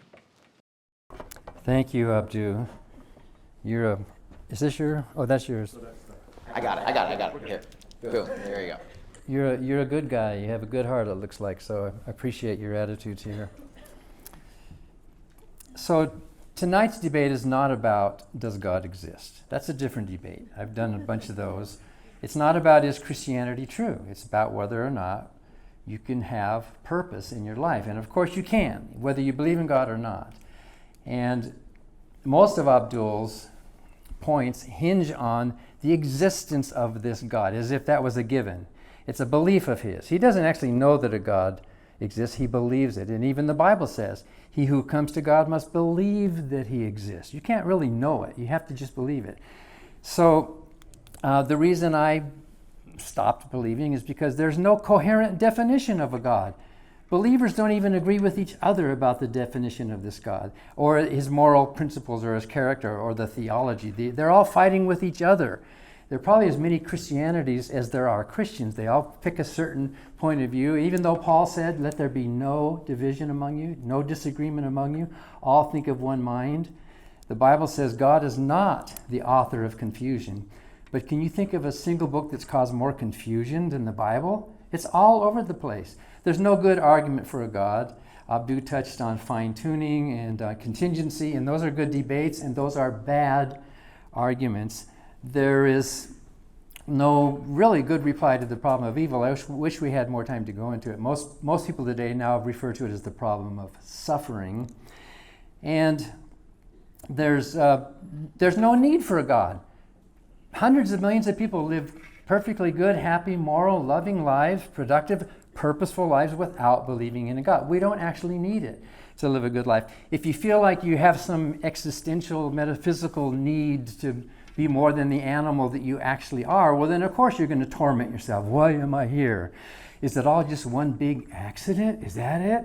Well, yes it is. It is one big accident. But accidents can be bad. Accidents can be good. Sometimes there are good accidents, and our evolution is one of those. We're not perfect, of course. We're not God. There's a scene in the movie Pee-wee's Big Adventure. I'm not recommending the movie, but you've probably seen it. Pee-wee's riding his bicycle, and then he crashes and he crumples under the ground, all in a big tangle of heap, and there's these children watching. And Pee-wee looks up and he said, I meant to do that. As if he could reverse engineer, as if he could go back and say, well, that accident was on purpose. He was trying to instill meaning into an accident where there wasn't. It was just an accident. And our existence is a happy accident. We should be glad. Think about everything that had to happen. We are biological organisms. Why are we here? You know why I'm here? My mom and dad had sex. Your parents had sex. Their parents had sex, and they reproduced. And here we are, and generation after generation. When you look at all the birds that are out at the bird feeder, you look at, do you ask one of those birds, how did your great-grandparents meet? I mean, you don't really ask, do any of those birds ask themselves, what is my worldview? Why am I? They're just living. They're living and they're enjoying or whatever they're doing in their lives. And it's the same with us. We are, I can borrow a religious word, we are blessed that we are here. It's just amazing that we exist. It's incredible, but it can all be explained naturally. So there's no need, there's no good argument for a God. And this life that we have right now, is an accident, but if we want to, we can instill meaning into it, like Pee Wee Herman did. We can say, well, we were meant to exist. We were not meant to exist. It didn't have to happen this way. And just like the birds are churning generation after generation, 100 years ago, all those people living their lives with purpose and meaning and joy and family and values, my American Indian ancestors for at least 15,000 years on this planet, on this continent, were living, lives of family and culture and music. And is anyone going to suggest that they didn't know, they didn't have value, they didn't have morality, they didn't have culture, they didn't have beauty before 9,000 years later, when the Israelites said that God gave them the copyright to the Ten Commandments to tell the world how to live? As a human species, we are figuring this thing out. Abdu talked about value. I think he's got it backwards. When we value something, the value increases with rarity. If things are plentiful, the price goes down, right? When things are rare, the price goes up, like a rare postage stamp or something. If there were billions of them, they wouldn't be worth anything. The fact that life is brief, the fact that life is not eternal, the fact that it is rare is what makes it precious. The fact that we're all going to die, all of us are going to die, just like our ancestors, they're all dead and gone, and they're in the grave and their physical bodies are gone. The fact that we die makes it all the more precious because it is rare, it is special. We should not squander our lives on somebody else's purpose, telling us what we should do. We should choose our own. We should live our own lives. And I would just end echoing what Jefferson said. And Abdu's right, Jefferson was not a Christian. In fact, he cut up the Bible into pieces, and he even told Adams that trying to find some good words of Jesus, and there are some good words of Jesus in the Bible. There are some words that even I admire. But Jefferson told Adams, finding those good words of Jesus is like looking for a diamond in a dunghill. Today they would use a different word from dunghill, but that was his thought. And his nature's God and creator's God was not the God of the Bible. It was the God of deism. And in fact, he had to say those things to the King of England, who was the head of the Anglican Church at the time. So he had to couch his declaration in some kind of religious form. He didn't mention Jesus, he didn't mention Yahweh or the God of the Bible. In fact, some of the principles in there, the consent of the governed, do not even exist in the Bible. So I would ask you, it is a self-image thing, and I think Abdu talked about it. What do you think of yourself as? Do you think of yourself as, he even used the word depraved, deserving of eternal damnation? You're a worm, you're a bad person. That can become a self-fulfilling prophecy too, if you have this negative self-image. Or do you want to embrace a positive humanistic image? Do you want to see yourself as a subject underneath a cowering authority who can punish you if you don't act right? Or do you want to see yourself as a citizen? Each of us can make that choice, and the fact that many of us non-religious people make that choice and live purposeful lives proves that you don't need a God or religion to do it. Thank you. Thank you. Wonderful. Thank you so much.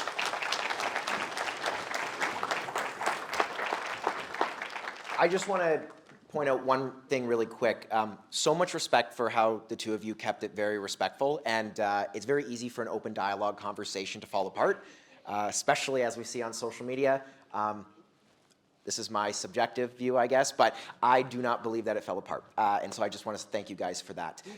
So, thank you. With that being said, maybe you bought a ticket tonight literally just to ask a question. That's all right. I get it. We're going to get to that, and that's kind of why I hope it's okay. I gave a little bit more time for questions for everybody in the audience. So if I don't mind, Finn, thank you so much. I'll use this mic to get up. There is just one thing I want to make clear, though, about the questions. All right. So I don't think we all want to be here till midnight, nor are we allowed to. But in saying that, I would ask politely, if you have a question, jump on up to the stand here. And if you may ask it within 30 seconds, that'd be very appreciated. If you go over a minute, I am sorry, I'm going to have to cut you off. Let's avoid preaching questions, and let's stick to more specific questions and actually asking Abdu or Dan. Now, in saying that, I've asked Abdu and Dan to ask or answer their questions within 2 minutes. That's going to be very hard to do, but out of respect, I imagine or I hope that there's a lot of questions. So 2 minutes would be very appreciated. Or less if we can. Or less, if you would like. Yes, that's not a problem either. All right, well, with that being said, I'm going to bring this down, and I would invite anybody who would like to come up and ask a question to do so, and just line up. Yeah, thank you so much, guys. Go for it.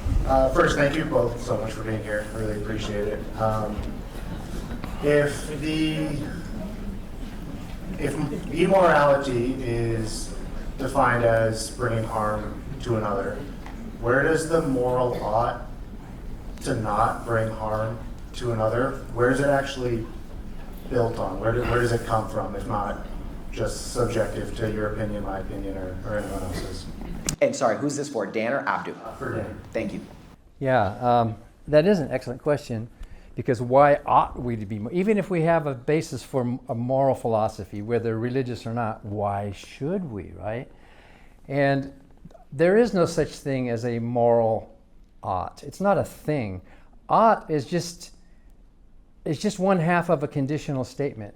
If you wish to have a world with minimal amount of harm and violence, then you ought to act like this.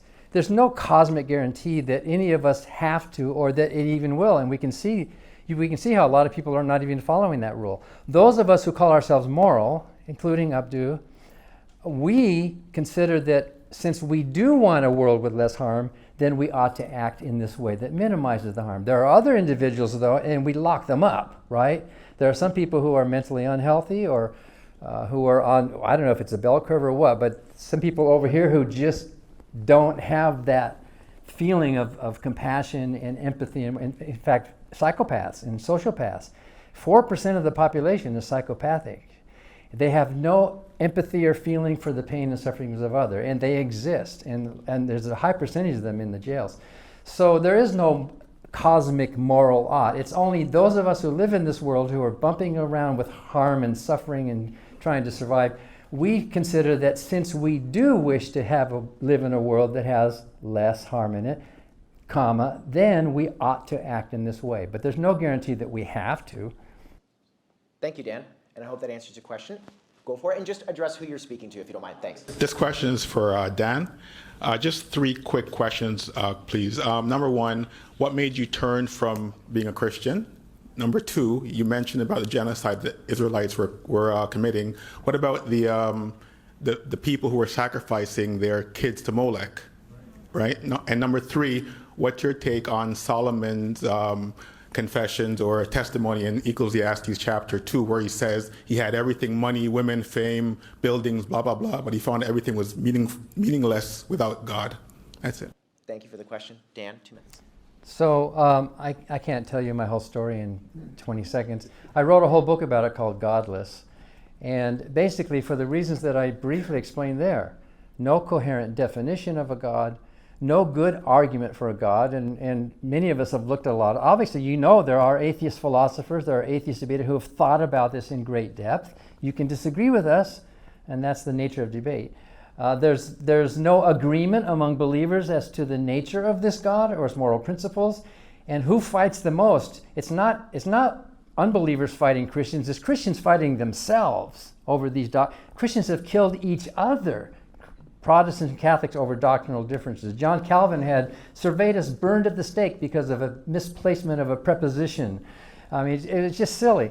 But in any event, of course, the answer to the problem of evil and the lack of reliability of holy books like the Bible. It is not a reliable book. It has some truth. It has some good teaching, but like Jefferson said, it's finding a diamond in a dunghill. And then, of course, there's a lack of a need. A lot of these things are contributed to my decision to conclude, really, that Christianity is false and that the existence of God does not have a solid rational basis. The second question was about killing babies. All of those tribes, the Israelites were no different. The Canaanites were not worse than the Israelites. The Israelites had child sacrifice. Look at the story of Jephthah.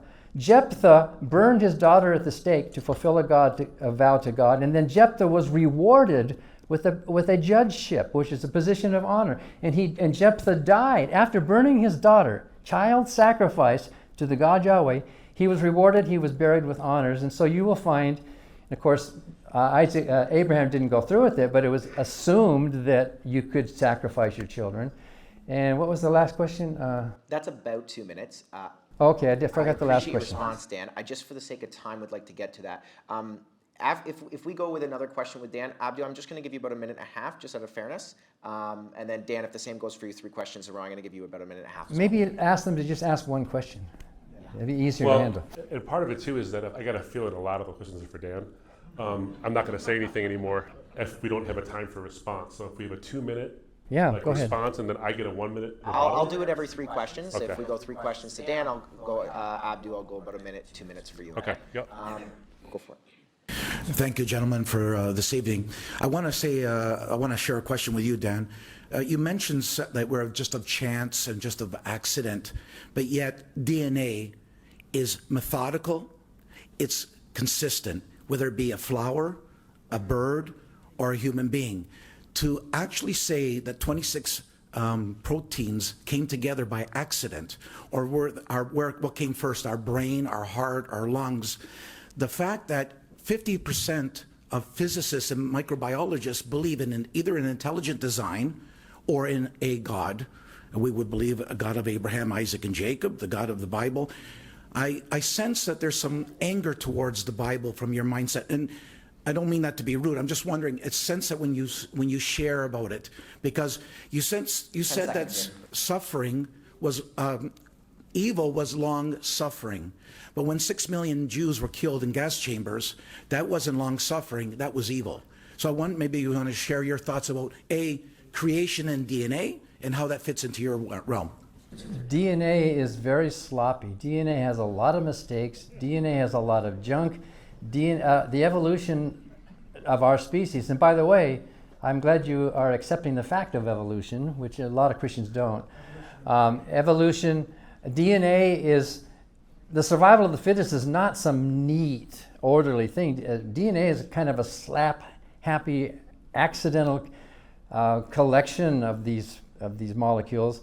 And we exist because we are the ones who survived, and the ones who didn't were extinct. In fact, more species have gone extinct than have survived.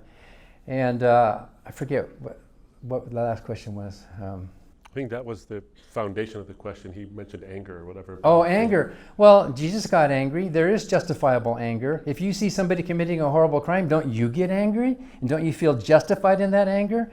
And why are you not angry at the actions of the God of the Bible? That mystifies me. Look at it and read it. You should be angry in a constructive way. Okay, so that was 3 in a row. Abdu, I'm going to give you exactly 2 minutes. Okay? Okay. So we can Right now? continue here. Yeah, go for it. Oh, I have 2 minutes. Okay, there's just a lot. You can't address them all, but I'm not going to make address sure we them get all, except to say that when it came to the Israelites, I do think that the question was properly posed, where there was actually, it wasn't just, you're in my way, you're in the way of the children of Israel, so get out of the way because we're going to exterminate you because of the kind of people you are.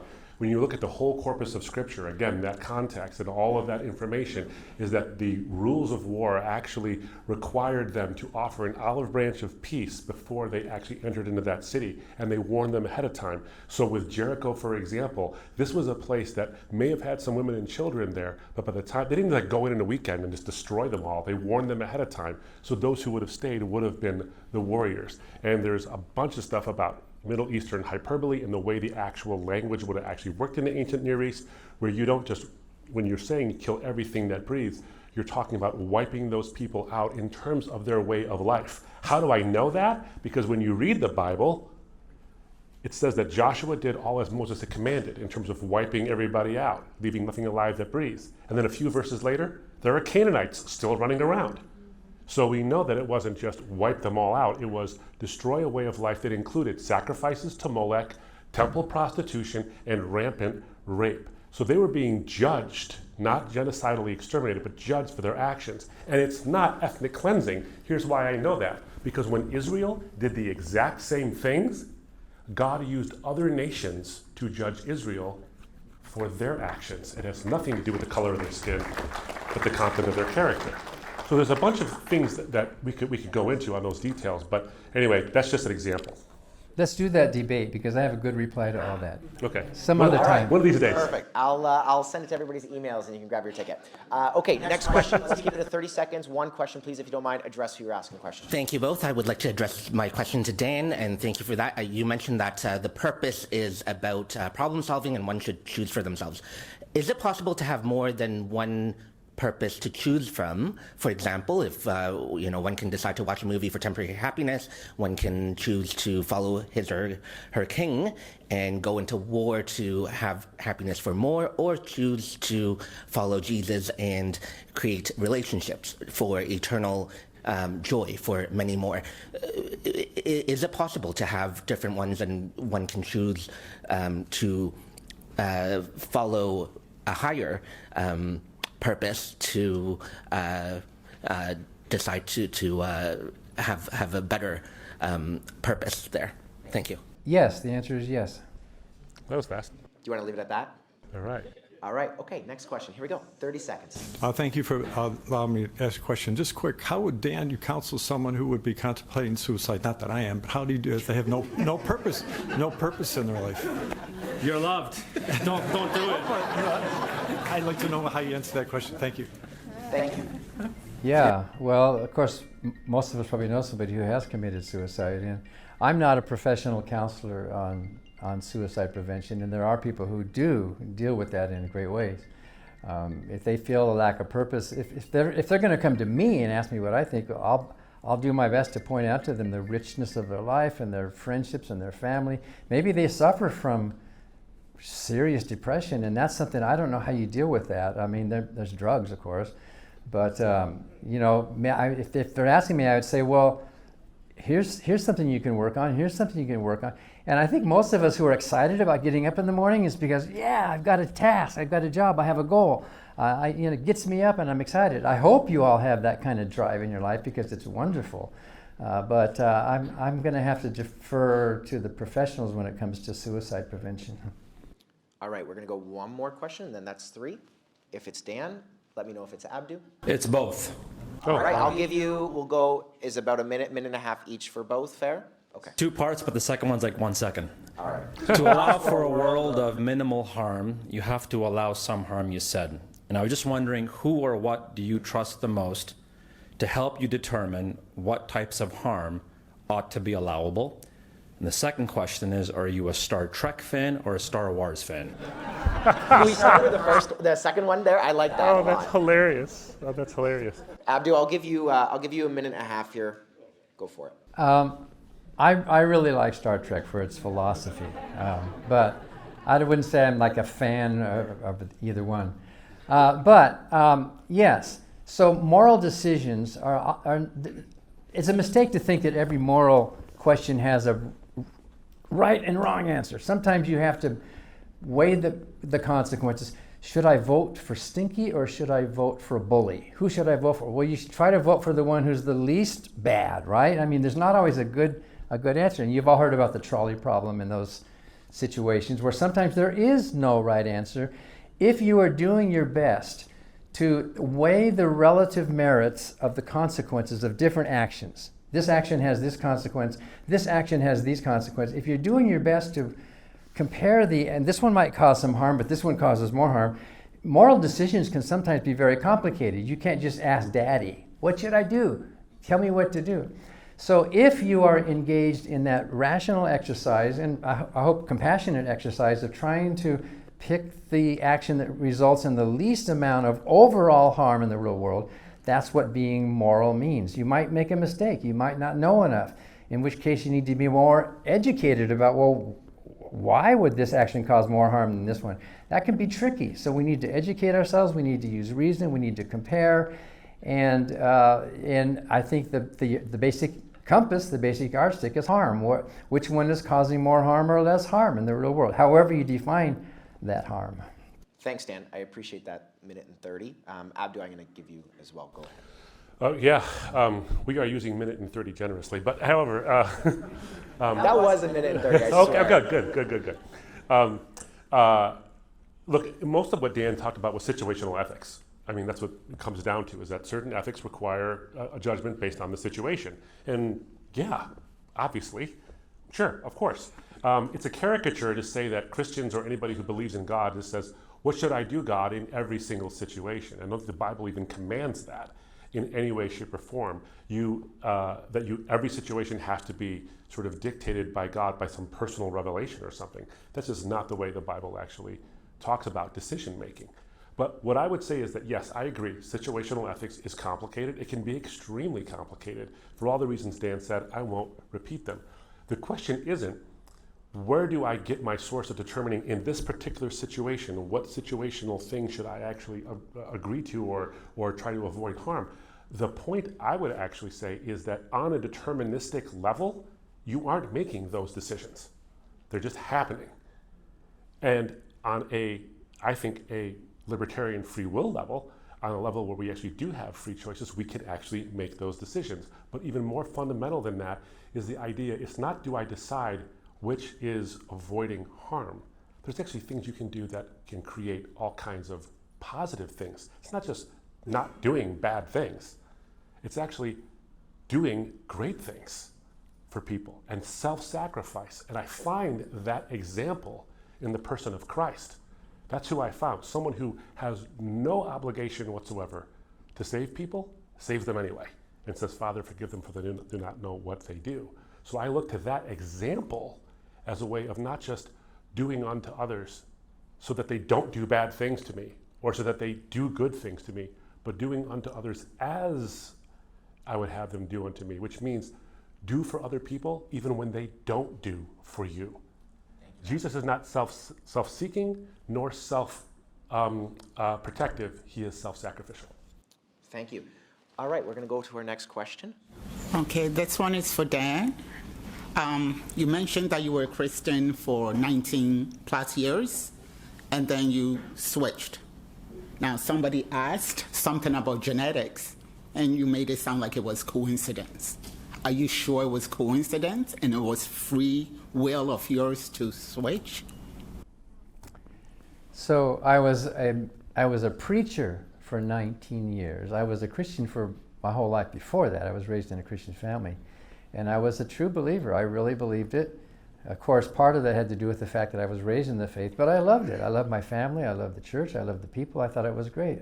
And I didn't leave it out of spite or anger or anything. I didn't have any bad experiences. In fact, many of those Christian friends back there are still friends with me today. So it's not like I'm mad at all those Christians. But based on reasoning, thinking it through, looking at what the Bible says, looking at it, looking at the other teachings of Jesus that are not so admirable. He talked about a place, he said, those who don't believe shall be cast in the fire and burn. He preached hell. He was the first to popularize the whole idea of hell. And even he said there are some, he talked about castration, in the New Testament. He said some men have made themselves eunuchs. Some were born, some made themselves, and some were made eunuchs. He that is able to receive it, let him receive it. And some early church followers actually did that. They took that teaching of Jesus, of castrating yourself. I never preached that sermon, by the way, from the pulpit. There are some good teachings of Jesus, but there's some bad teachings of Jesus as well. There is something, he was pretty arrogant. He was, he said, he showed us how compassionate he was by saying that there are some slaves that you should not beat as hard as other slaves in Luke. He said, they didn't know better, so don't beat them as hard. He never denounced slavery. He incorporated it into all of his teachings as if it were the most natural thing. And in fact, Christians call themselves slaves. So there are some good and there are some bad teachings of Jesus. And I'll take the good. So I don't know where the answer came from, but that wasn't the answer to the question she asked. Well, Dan, because you were looking at Abdu quite a lot and making some arguments, I think it is fair, just because everybody's in this room, that I do give Abdu, a little bit of time to respond. So Abdu. Yeah, of course. Yeah, absolutely. Well, my goodness, where to begin? I mean, the idea that Jesus advocated for self-bodily mutilation because he uses a teaching that is obviously talking about a sense of servitude, and he's using an example of eunuchs to talk about how some people do something so that they can actually dedicate themselves to the Lord. He's not saying, and then you should do it. He's just saying some people do this and you have to understand this. That's not what he is. He's not advocating for castration. He's talking about some people who have actually done it and then go ahead and, as an example for what it means to follow Jesus or to follow the Lord and try to sort of denounce worldly ways that would tempt you from that. It's more of a hyperbole thing. That's exactly what he did. But many people took it literally. Not many is an exaggeration. There was a whole order of castrati based on that. Yeah, no, Abdu, I'm going to give you about a minute here. So. Yeah, well,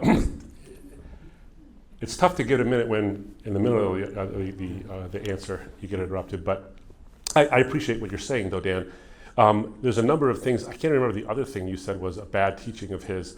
About the beating of slaves and the servants and that kind of thing. He's also just using an illustration. He's using a parable in that particular moment. He's not saying you should beat slaves or whatever it might be. He's talking about how, in that particular parable, how a master will do something in that particular instance. He's not advocating for slavery or anything like that. In fact, his teachings were the things that actually led to Paul saying stuff like in 1 Timothy chapter 1, verse 10, where he's saying that slave trading is a sin, a horrible sin.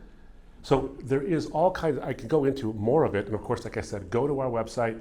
If you want to get some articles on the whole bad God thing and even some of the things that Dan has talked about here, where we can get some rebuttals and or response. let's have that debate someday. Sure. Okay, beautiful. So I'm going to ask 30 seconds here. One question, please. I want to respect everybody's time. So my question's for Abdu. We talked a lot about the Canaanites, the Amalekites, those things in the Bible, and I was just wondering what your thoughts are on, like, if God can't be held to the same standards that he holds us to, how can he be considered holy? Mm-hmm. Like, these stories show clear premeditation. God didn't like what they were doing, so he annihilated them, mm-hmm. if that makes sense, which is by definition murder or even mass murder. Mm-hmm. Just because he's God, why does that give him the right to just do that? And I also wanted to say that I noticed a lot of people in the crowd cackling, laughing, or even being dismissive towards the atheist when he spoke. And I didn't hear that. I'm sorry. I didn't hear that. I even heard one person say, when you mentioned that our existence might be an accident, someone in the crowd said, "You're an accident."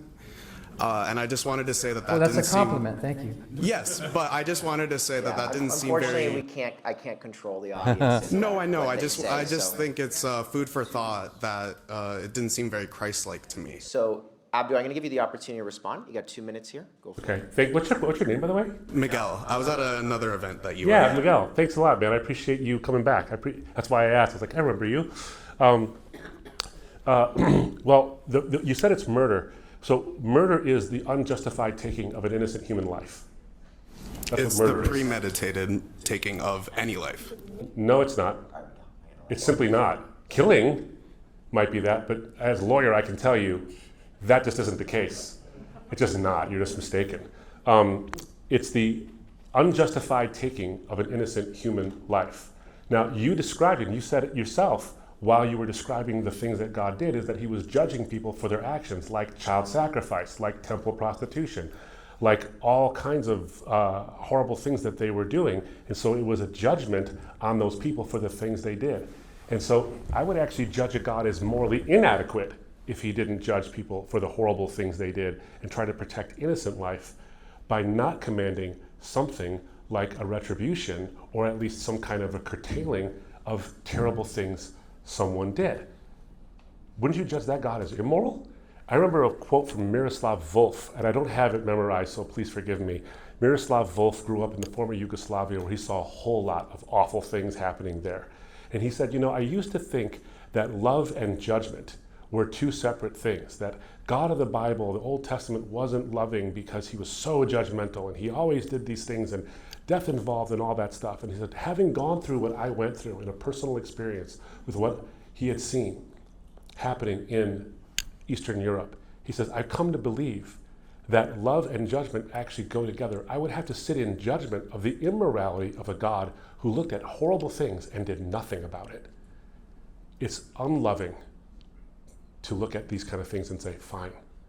It's loving to judge them on that basis. So the reason why God, he's not held to a different standard. He has different knowledge. He has different understanding of the situation than you and I do.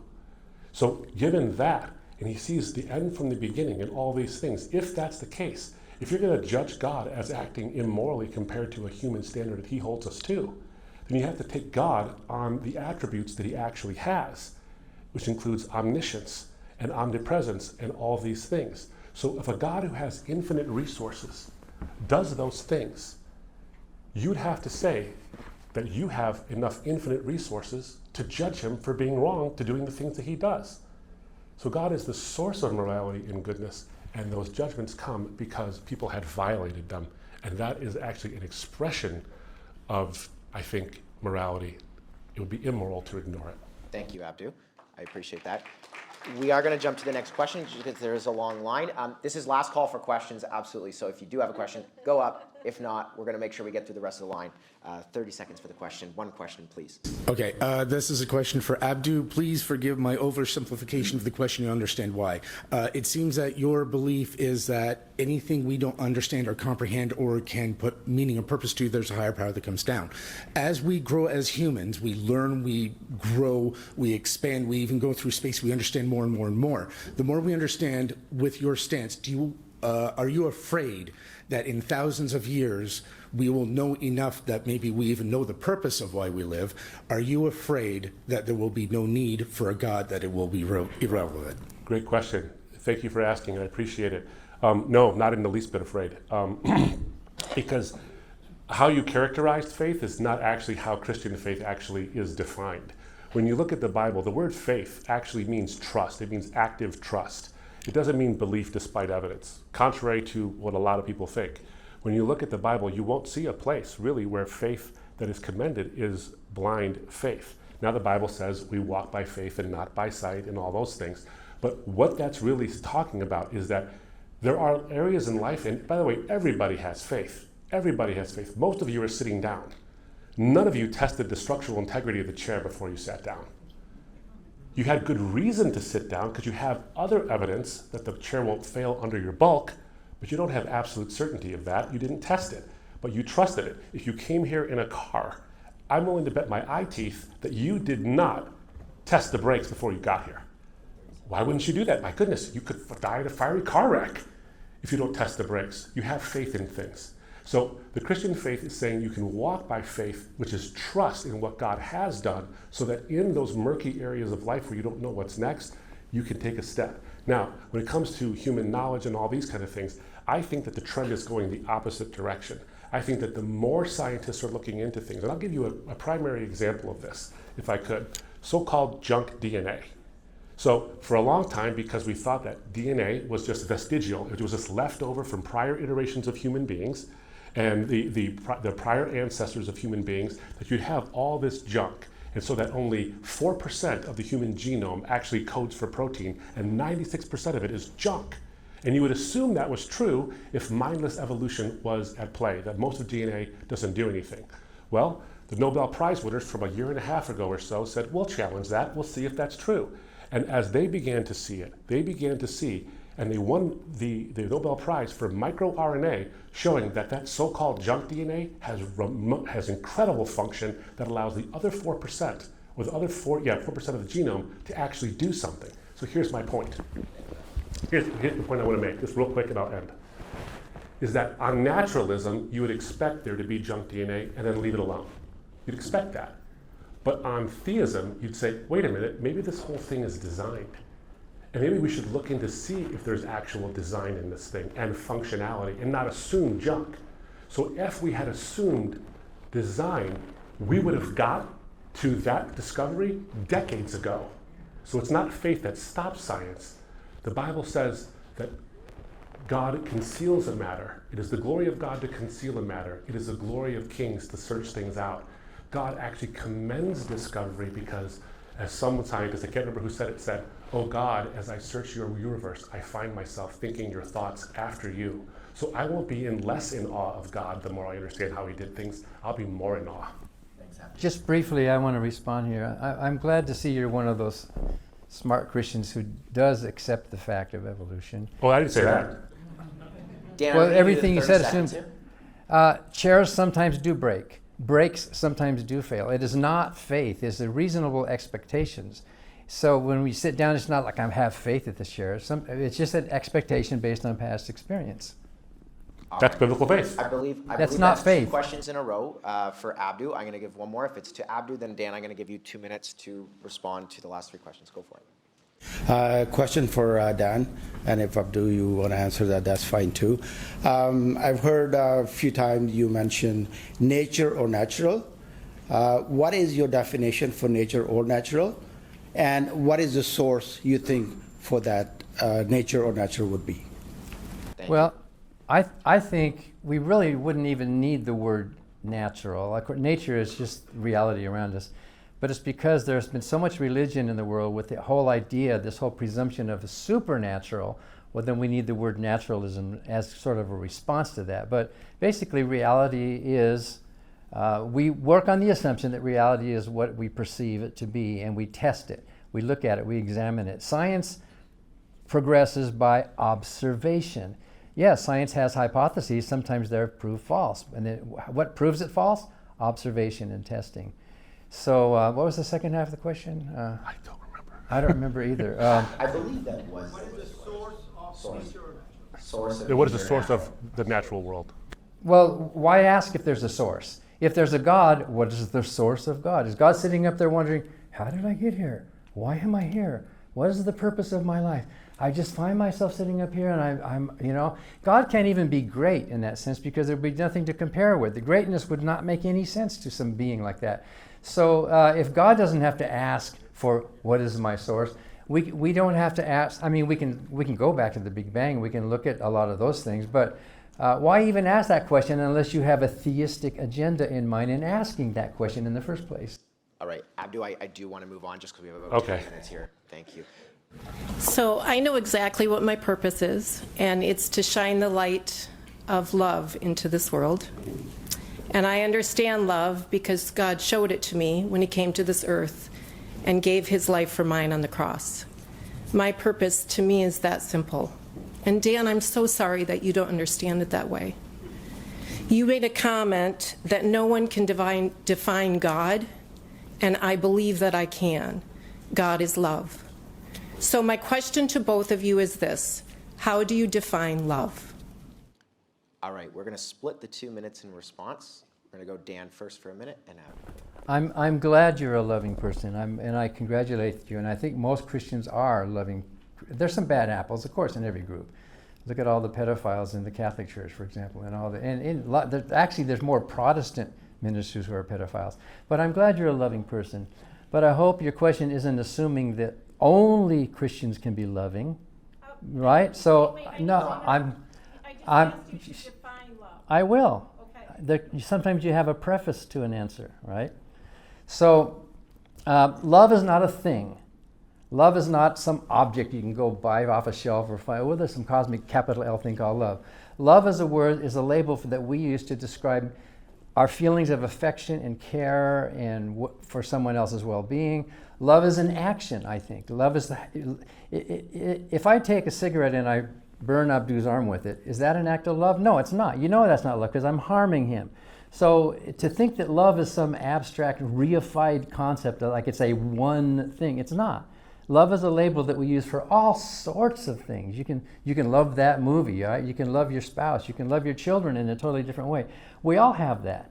And are you going to say that my Native American ancestors did not have love until Jesus came?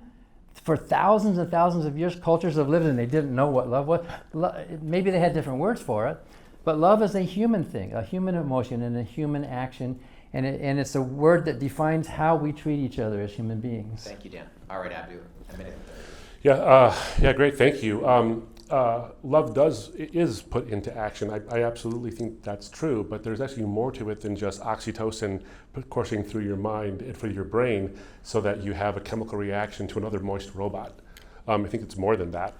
I think it's fundamentally more than just cause and effect. I think it's way more than that. I think it's got an ontic referent. I think it's got something that is fundamental to the universe. And this goes back to the idea that God is sitting up there saying, where did I come from? This is the kind of thing that people often do when they equate God with Zeus or Osiris or Ra. Those gods all have origin stories. And in the Bible, when Moses asks, "What's your name?" God doesn't say, "Well, tell him the story of how I got here." It's "I am." He eternally exists. He is the necessary being I talked about in the beginning. And that necessary being actually exists in relationship within himself. He's a Trinitarian God, one in his nature, three in his persons. He's one what in three whos. And so the Father, Son, and Holy Spirit from eternity actually love each other in relationship. And that relationship is a part of the is inherent in the being who causes all of existence to come into being. And so love isn't just this incidental thing, it is a fundamental thing, and that it's actually displayed in action. If God has relationship within himself, Father, Son, Holy Spirit, why create you and me to mess things up? The reason he creates you and me is not so that he can have relationship. He's not lonely. He creates you and I so that we can have relationship. It's self-giving. So I would say love is a self-giving act for the betterment of another being. All right, and on to the next question here. Come on and step up to the mic. Actually, I'm so anxious. I was hoping to be cut off, but I love the discussion. I love the thoughts from both sides. If I'm a better talker, I might. Anyway, moving on. Okay. Yeah. So, in sense of moral and purpose in this context, there's the avoid harm or like so, right? Basically, my question is, what stops? Well, some purpose, God-given purpose, can be harmful, right? And there's kind of purpose like building up generational wealth, but when does it stop? When billionaires gets those stuff. It's for both both debaters, please. Okay, can I ask you really quick? Can you choose somebody specifically, just because we don't have much time to? Well, Abdu. Abdu? Okay, Abdu. So can you stay up here just a second? I'm sorry to make you more anxious. I'm sorry about that, but I just want to make sure I understand the question. Is that you're saying that some God-given purposes can be more harmful than others? Or well, you know how some. Well, right now, there's a lot of billionaires right now, and some of them are kind of like being praised for being billionaires, and most of them are from Christian communities. But we all know that hoarding that much money, while a lot of us are suffering, is that a purpose that God would willingly say that it's correct or morally not harmful? Or Abdu, I have to give you exactly 1 minute here. So. Okay, all right. So I'm going to be extremely short if I can be. Sorry, but Jesus literally says, "For the love of money is the root of all evil." The love of money, not having money, not being rich, but the love of money is the root of all evil. So if people are hoarding money simply for the love of money, and not for what it can do, for the utility it can create in the world, for the good things it can create, and the detriment that it causes in the world, then the Bible has a standard saying that because human beings have inherent value and worth in virtue of being made in the image of God, not in virtue of being just smart animals, but being made in the image of God, the love of money that tramples on that image of those people would be immoral, absolutely. So the Bible specifically says that. But if you use that money in a way that actually helps people, as many people have done, I'm not going to judge any one of those people on their individuality, because I don't know the stories behind those things. But that's what I would say to you, is that the love of money is in fact the root of all evil. And if the love of money creates evil and creates harm to those people who are made in God's image, which bases and founds the reason why it's wrong to harm them, then absolutely, there's things that can be evil about that. All right, thank you, Abdu. I'm going to go to the next question, if that's all right. Go for it. 30 seconds, one question, and please choose one person. Okay, I'll try and make this quick. This question is primarily for Abdu. I just had a general question more about how you maintain your faith. Like, I'm a Christian, and I found that I'm kind of struggling with some of these more like critical questions, like questions that the Bible doesn't specifically answer. I struggle a lot with it. Like, for example, like, why all of mankind had to be cursed with sin just because of the actions of Adam and Eve, why the devil was allowed to exist, questions like that. How do you deal with questions like that? How do you wake up every morning and have confidence in your faith? I really want to get to that point because I don't want to just be a Christian because I'm afraid of hell. I don't think that's right. I really want to have a love for God. How do you get to that point? Again, strict to a minute, sorry. Yeah, great question. Yeah, great question. So I'm not going to answer all the particular questions you asked that are subsets of that question. I'll just answer the big one. I'll just tell you this, I don't have all the answers. I certainly don't have all the answers. Stan doesn't have all the answers. No one here has all the answers. Is that I can trust what I don't know to God based on what I do know. So there are certain things that I do know. And so there's going to be things that I'm going to have an issue with. And there's going to be, look, things are thorny, things are messy, things aren't all just neat and tidy packages. Some of the answers require quite a bit of work to look at it, to walk through, because it's the story not just of God in the Bible, but of humanity, and humanity's messy. So you're going to have some of these things where you're going to say, I don't understand it, I don't get that. Some of these things strike me as what?